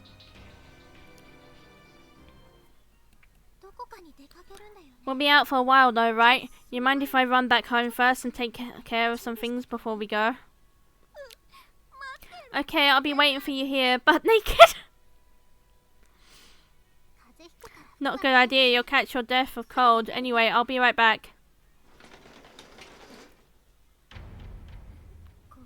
Well, as long as Kubiki's over there. The larger the sample size for his research, the better. This is for you, man. The Shinozaki estate? We don't need that place anymore.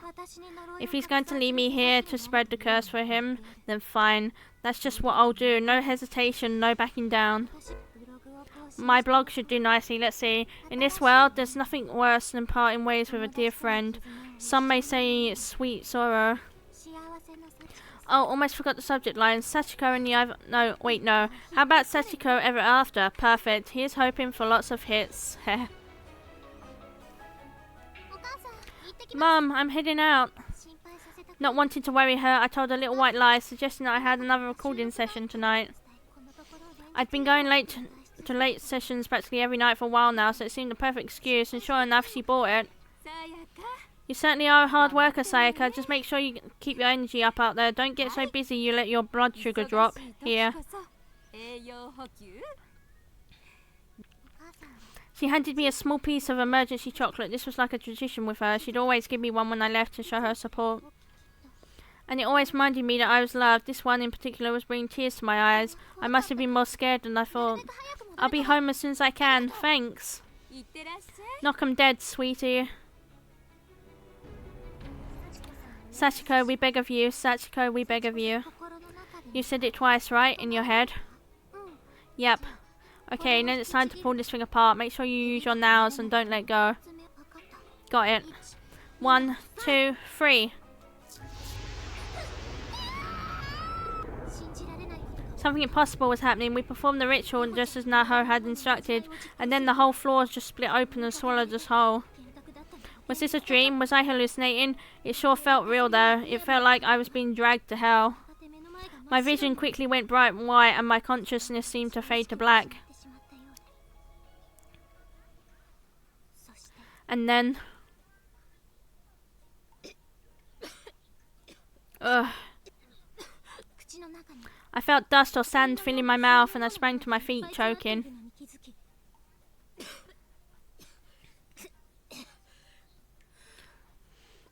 What is this? Where am I? Naho? I was in a cold, dark room. It was damp and clammy and felt very much like a cave. Was this the heavenly host elementary Naho was telling me about?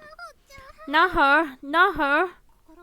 Racked with apprehension, I tried raising my voice, but barely had one to raise. I looked around, but didn't see Naho anywhere, and there was no response. God, this can't be real, can it? I wanted to go home, to forget this place existed, but then I realized I never asked Naho how to cross back over. Without her, I was stuck here. So that was my top priority, and then I absolutely had to find Naho. I'm sure she hadn't accounted for the possibility that we'd wind up in different spots once we got here. But as long as I could track her down, I knew everything would work out. I stepped forward slowly and carefully, and took a closer look at my surroundings. Gameplay! Oh my god. 3 hours into the stream and we finally have gameplay. Let's fucking go. Okay, let's see. Anything for me to investigate over here?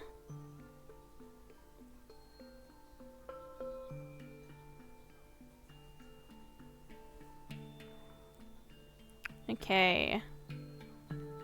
No, nothing. Oh my god, so many hole. Bomb shelter. Death room! Death room. Oh, yeah, okay. Like I'm gonna go in there. What the fuck? Like I'm gonna fucking go in there. Fucking death room. Oh.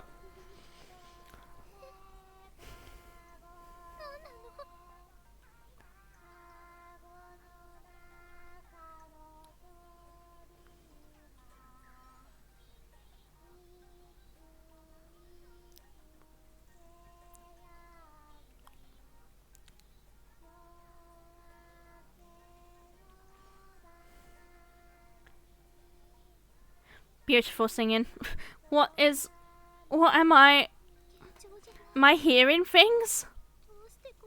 That's a child's voice, isn't it? Maybe this really is an elementary school after all.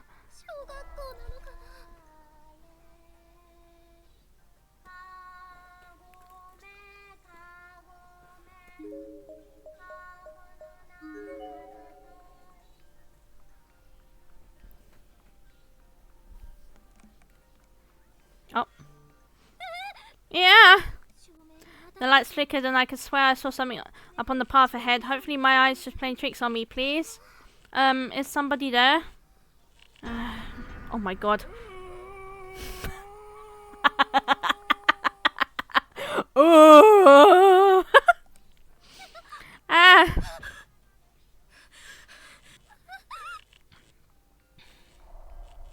Oh my god.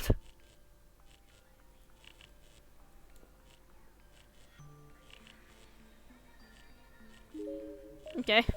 Guess we just continue onwards. Doors held firmly shut. Okay. How about the girl? How about the girly pop room? That's open. Is this a bathroom?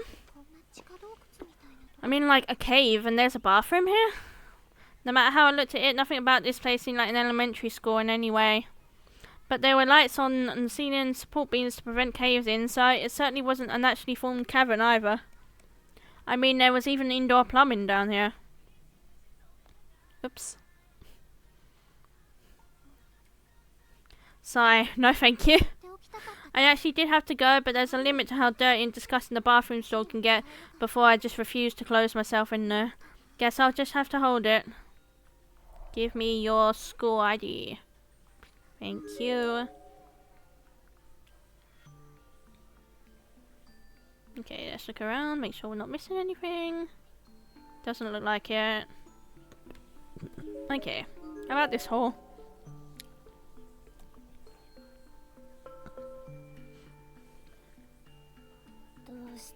Jesus!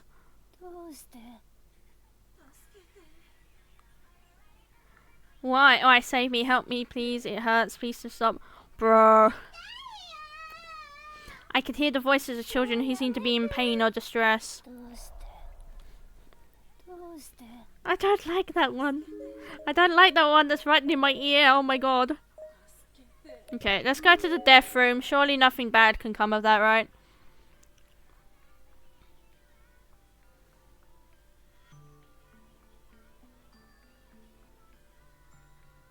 Surely nothing bad can come off the death room. Door is finally sealed. There's no way to get inside. Okay. Wow, it definitely looks like a death room. Look at this shit. It's locked up tight. Jesus, okay. That's definitely a death room, alright. Alright. Body pool. Wow, okay. Wait, ooh, I think we're underground. Like, we're underneath the school where the kids were, like, kept. Oh. Not this again. No more. God, what's this place? Where even am I?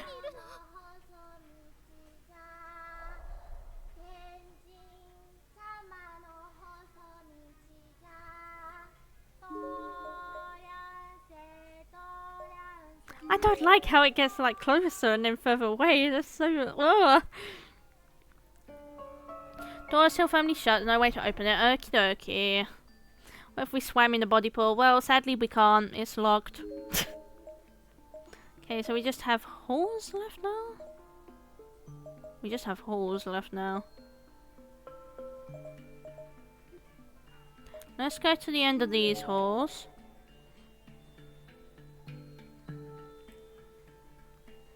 Oh my god. Body jump scare.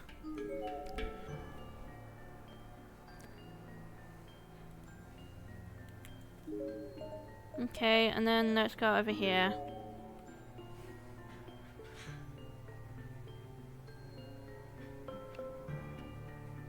Oh. I can hear children laughing.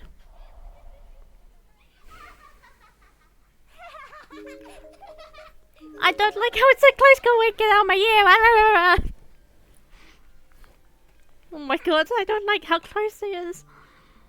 Okay, another corpse. You know what this gameplay kind of reminds me of? This kind of reminds me of Danganronpa, this gameplay, kind of.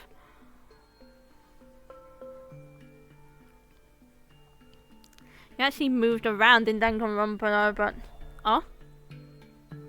This corpse kind of looks different. Fully decomposed corpse, okay, I guess it's not different. Alright, storehouse maybe? Did I miss something there? Or did I even go in there? Or maybe we just have to walk around for now? We also have a hall above and these halls over here to check. Okay, yeah, this is where I woke up, so... Let's check the hall above me.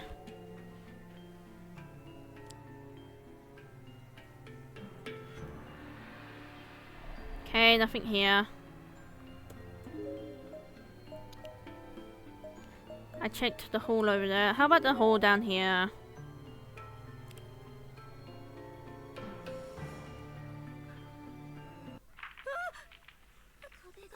The wall? What the hell? What the? It's crumbling. Ah! Oh no. That was close. And I can't get through. Mummy, save me.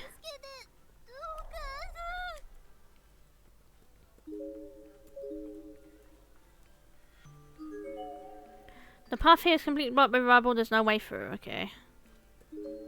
Okay.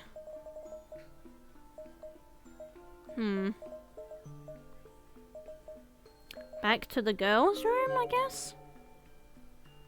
Let's just start, like, wandering around, I guess. Guess we just gotta wander around until something happens. I feel like that's kind of a lot of the gist of this game.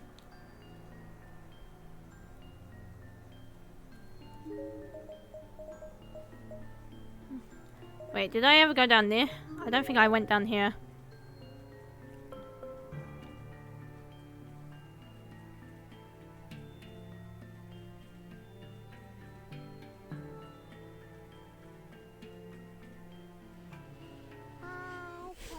Oh my god.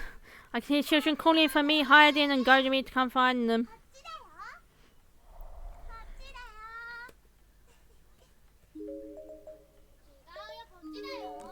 Stop talking in my ears, you little demon children. Oh my god.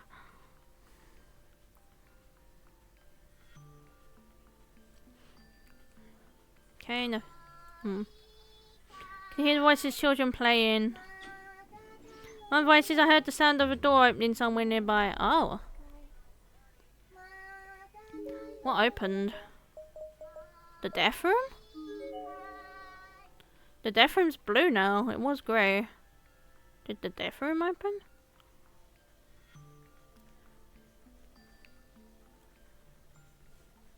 Oh no. I didn't think this place could get any darker, but this room proved me wrong. It was completely and utterly devoid of all light.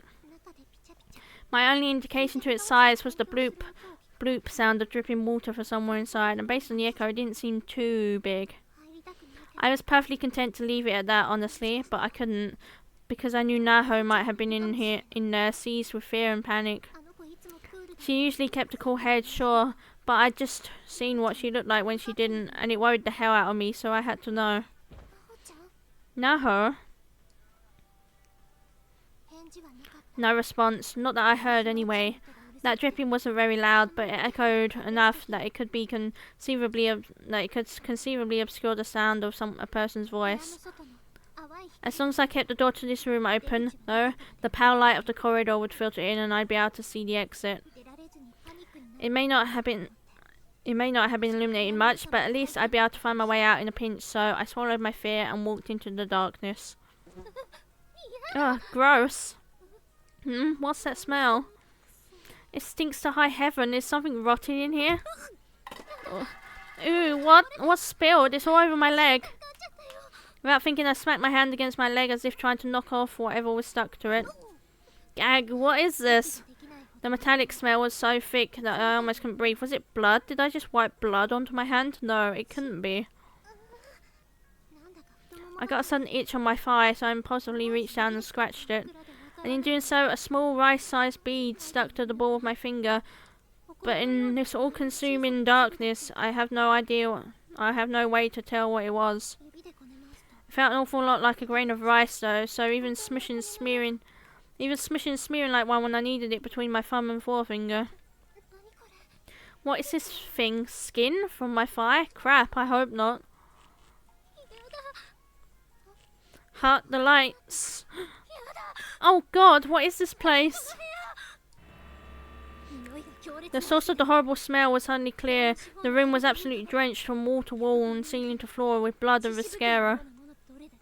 How many gallons of blood must there have been to coat this entire room? And the worst part of it was, none of it was dry, it was all wet, it was all fresh. There were indistinguishable chunks of flesh and bone everywhere. Just what kind of twisted things was this room being used for? Huh? I scratched my itching thigh again with my finger and looked down at my legs. And all at once my blood ran cold. What? A swarm of little white bugs was wriggling around on both my legs. That's what I'd squished between my fingers. There was many, many more. They were also on my skirt, on my socks, even inside my shoes. I fell into a state of total panic. I threw off my shoes and began frantically brushing myself off with my arms. I grabbed the hem of my skirt and the collars of my socks and shook the hell out of them too, trying to knock off as many bugs off my body as I possibly could. Stumbling around, I accidentally planted my heel of my sock into a murky puddle of red liquid. My mind went blank with disgust. Gross, gross, gross, gross. I can't take this anymore.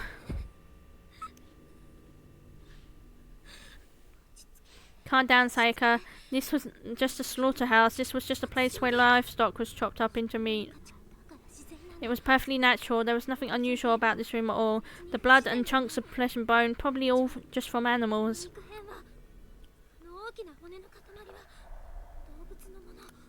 Plot twist. It's not just from animals. It's an normal sized standing closet with double doors. Someone my size could most likely fit inside in a pinch. I'm guessing we have to hide at some point. It's absolutely soaked with blood. There's no doubt that countless living things have been killed here.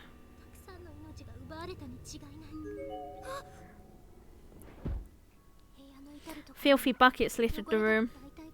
Each one was stuffed with reddish-black globs of meat in quivering yellow and white liquid.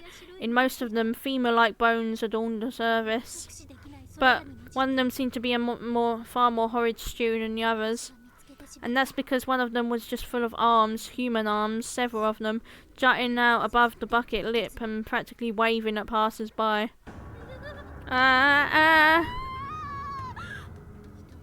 Screams are strange beasts, because they basically override all sense of logic and reason within a person's mind. Quite naturally, quite automatically in my shock, a scream forced its way from inside my body, from the very pit of my stomach. My senses had become razor sharp. I could faintly hear footsteps approaching from the hall outside the room.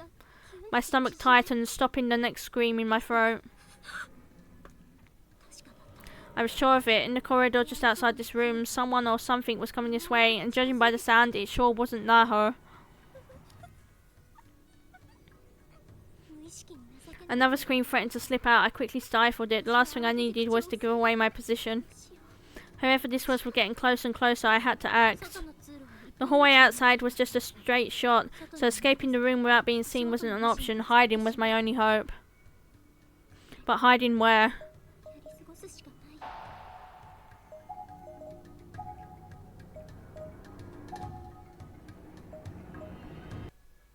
Oops. Let's go for the...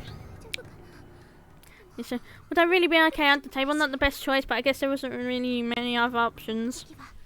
Either way, I couldn't afford to hesitate at a time like this. I had to follow my instincts. This is obviously going to lead me to a bad end. Fortunately, the table was pretty low to the ground, so I did have some cover there. Nonetheless, I prayed for the footsteps to pass by without coming in.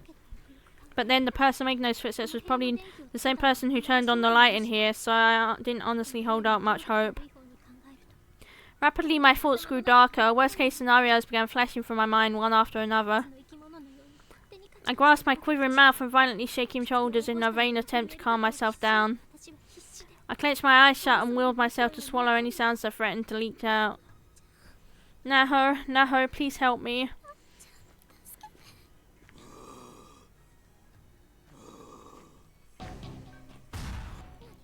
What was happening? That was the sound of a girl in pain. The man had apparently dropped someone onto the table and she was either injured or being injured.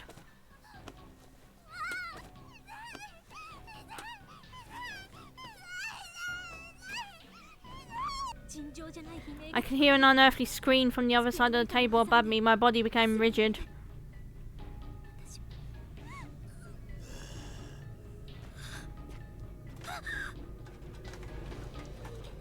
Crap, if he bent down to pick that up, he'd see me for sure.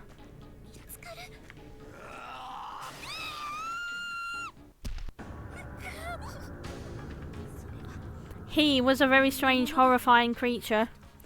He seemed not quite human, but not really anything else either, and whatever he was, I was scared to death of him. Oh, on second thought, maybe he was human. He just had a grotesque face and an abnormally large body. Not to mention a zombie-like disposition. It was horrifying. I feared as much for my life as any human being can. I was frightened, afraid, terrified. There's no word strong enough.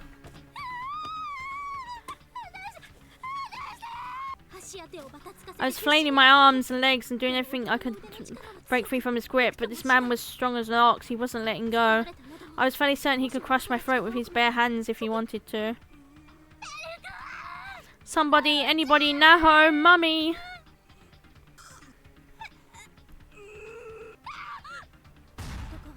The man drew me up by my neck and violently threw me towards the centre of the room. It was almost as if he were proving my hypothesis. The tissues and bones in my throat scraped together with a sickening, unnatural sound. Gasp for air, my trachea was in pieces. I could feel my consciousness drifting away.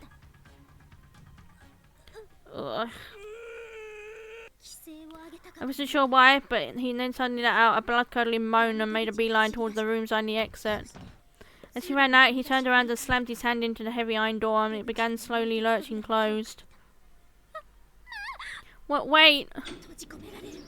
I was locked in. I knew it right away. I ran towards the door as best as I could manage, but I already knew I wouldn't be able to get it open again. Wait, please, help me. The girl I'd heard screaming was strapped onto the surface of the now overturned table, dangling helplessly. Please, help! God, no, open! Open, goddammit. Wait, what's a trachea? Is that not her throat? It hurts, it hurts. Days passed, I couldn't even begin to guess how many. No light ever returned to that blood-drenched, pitch-black room. And the girl I was trapped with hadn't said a word for a long time. I knew it smelled in here, I knew it was cold.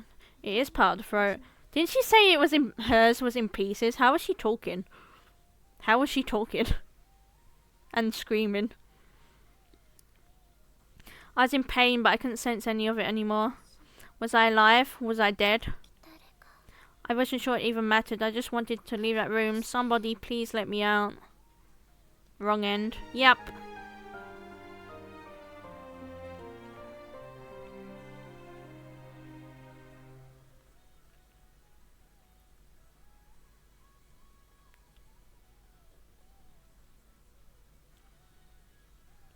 Wrong end 1.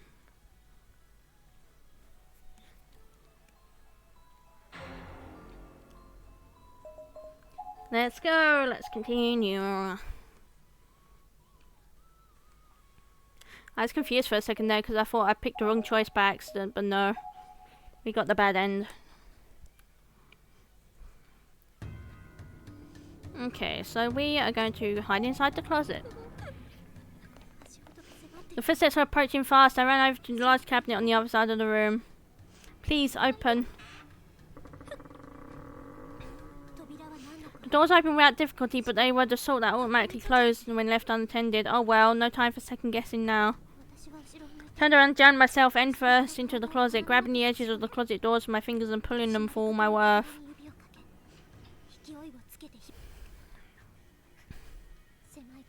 Shrinking my body into the cramped closet, I prayed silently for the footsteps to pass by this room. But then, the person making those footsteps was probably the same person who turned on the light in here, so I didn't honestly hold out much hope. Okay, we still read that. We read that.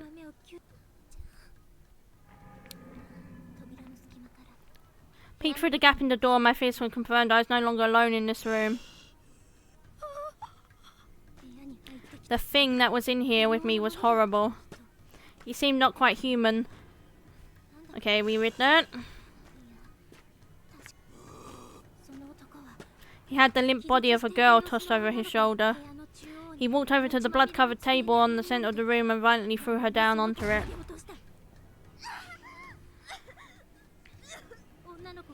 Letting out a moan of agony, she came to. My God, she was still alive.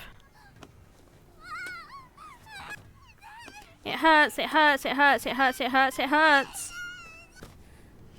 Her legs had been severed at the thigh, like completely cut off. How could anyone do something like that? Wait, wait. Oh my God, wait. This is Nana. This is Nana. Remember from the chapter before the chapter last stream? She was dragged into into here. Her legs like got cut off and stuff. This is Nana.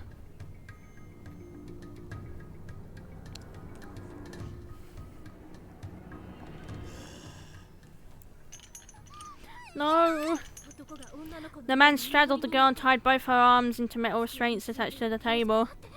No, what was he planning on doing to her?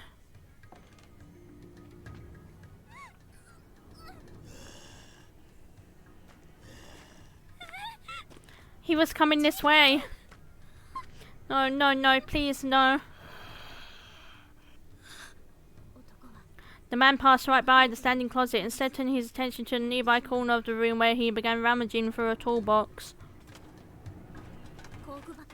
He was utterly careless about it, tossing aside any tools he didn't need. Hammers and drills were clanging on the table, with some sliding under the table. Each time a tool fell, he'd bend down and scoop it up, as if I had hidden under that table, I absolutely would have been found just now. Before long, he pulled out a large pair of pliers, returned to the girl's side. He once again stepped up to the table and straddled her body. Oh no. What is he going to do with those exactly? Wordlessly, the enormous beast clamped down on the squirming girl's cheek and squeezed with all his might. Then, as far as I was able to determine from my vantage point, he forced her mouth open and shoved the pliers inside. He readied his grip on the handle and then skillfully began opening the 2 metal prongs while simultaneously pushing them down her throat. Oh my god.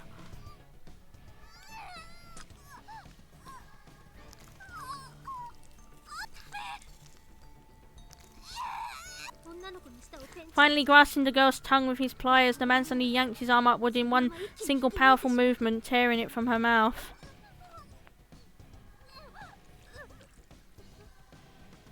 Oh my god. I heard the sound of her mouth frothing over, and after a moment of squirming, all her movements ceased completely. That's when I lost it. Tears were streaming down my face, and I began peeing myself uncontrollably. Urine was pooling along the bottom of the cabinet. Ah, no, stop. I frantically contracted my stomach, forcing myself to stop peeing. If any of it leaked out from here and gave my position away, I'd be a goner for sure. My stomach immediately fought this sudden denial with a painful cramp. Please don't do this now. The man tossed a severed tongue into an aluminum bucket at his feet and roughly threw the pliers back into the toolbox with a near-splitting clatter. He grabbed the bucket containing the tongue and slowly disappeared from the room.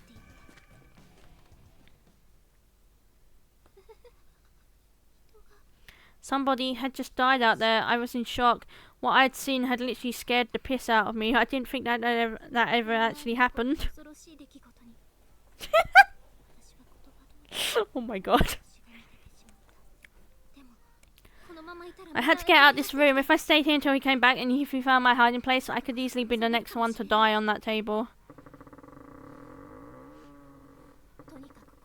Slowly and shakily, I opened the cabinet doors and re-emerged. Oh my gosh. Nana. The girl was still as a ball. She almost looked alive, albeit gravely wounded, but her mannequin-like lack of any motion whatsoever said it all. I stared at this fresh corpse and just felt so many conflicting emotions welling up inside of me.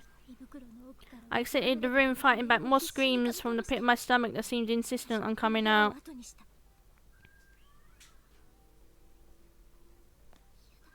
No, what is this place? If I'm dreaming, somebody wake me up, please.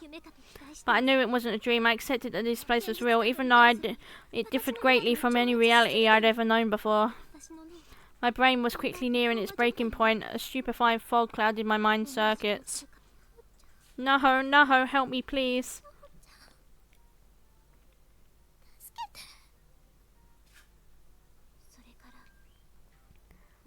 Days passed in this sweltering, isolated bunker. I couldn't even say how many. My cell phone battery ran out after a while and my watch died too. I was lost completely, but I never stopped looking for Naho.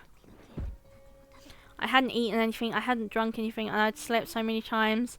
I couldn't even begin to estimate how long I'd been trapped in here. The chocolate my mum gave me was still in my pocket, but I couldn't bring myself to eat it. I felt like it represented an important bond between me and her. Oh no. Our friendship will last forever. It will never die. Naho.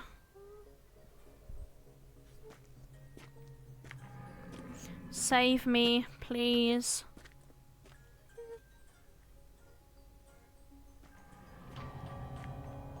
Man.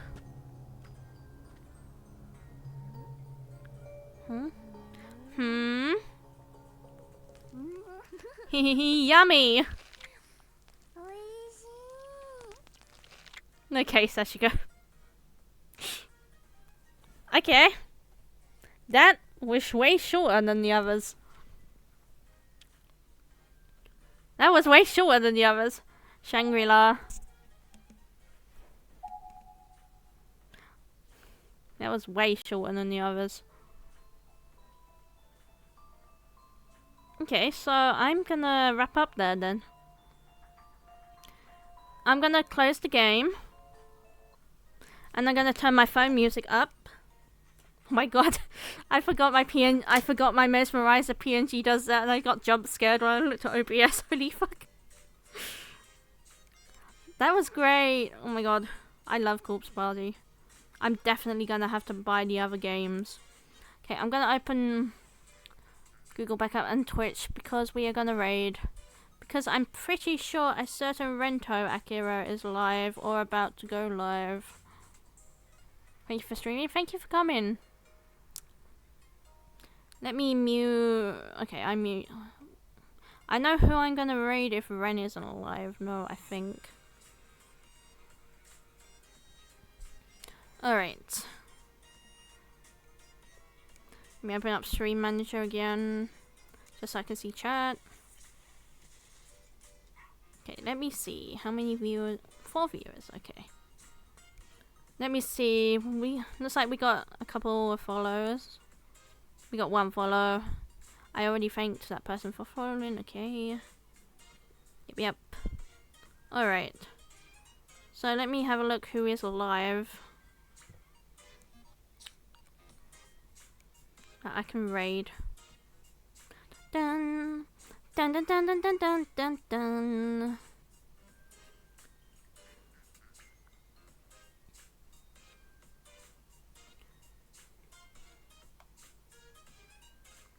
Oh, okay, Ren isn't live yet. Ren is not live yet. He's probably like just about to go live or something. Okay, so let me see.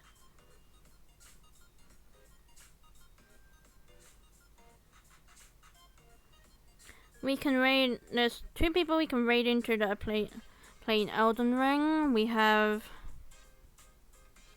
somebody playing Final Fantasy. We can raid into. We can raid into Delphi, who's doing art.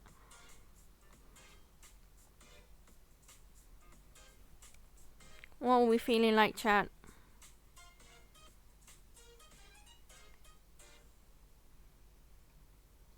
No, okay, we're gonna raid into Zerai. Even though he has a lot of viewers, we're gonna raid into him. He deserves it. He's been like really supportive of Lucy through this whole situation and stuff.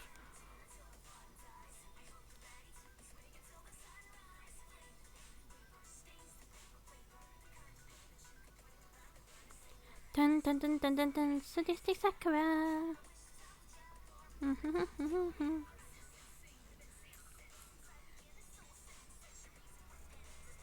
He's a peacock boy.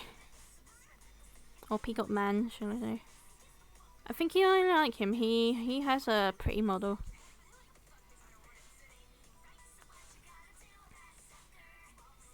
Oh, boo.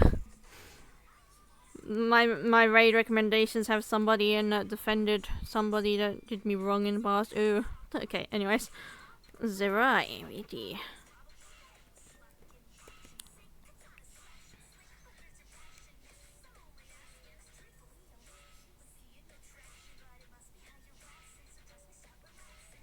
Here we go. Let's see. Dun dun dun dun dun dun dun dun dun. My god, come on, stream preview, load up.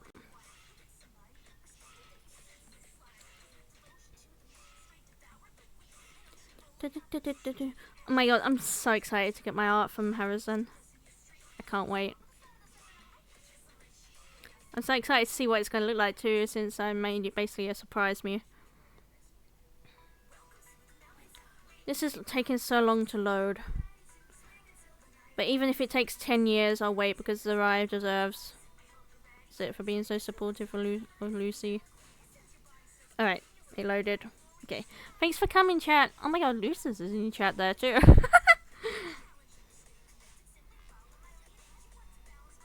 Okay. Thanks for coming, chat. I appreciate it. I give you a kiss. Bye bye. Bye bye. Bye bye. Bye bye. Bye bye.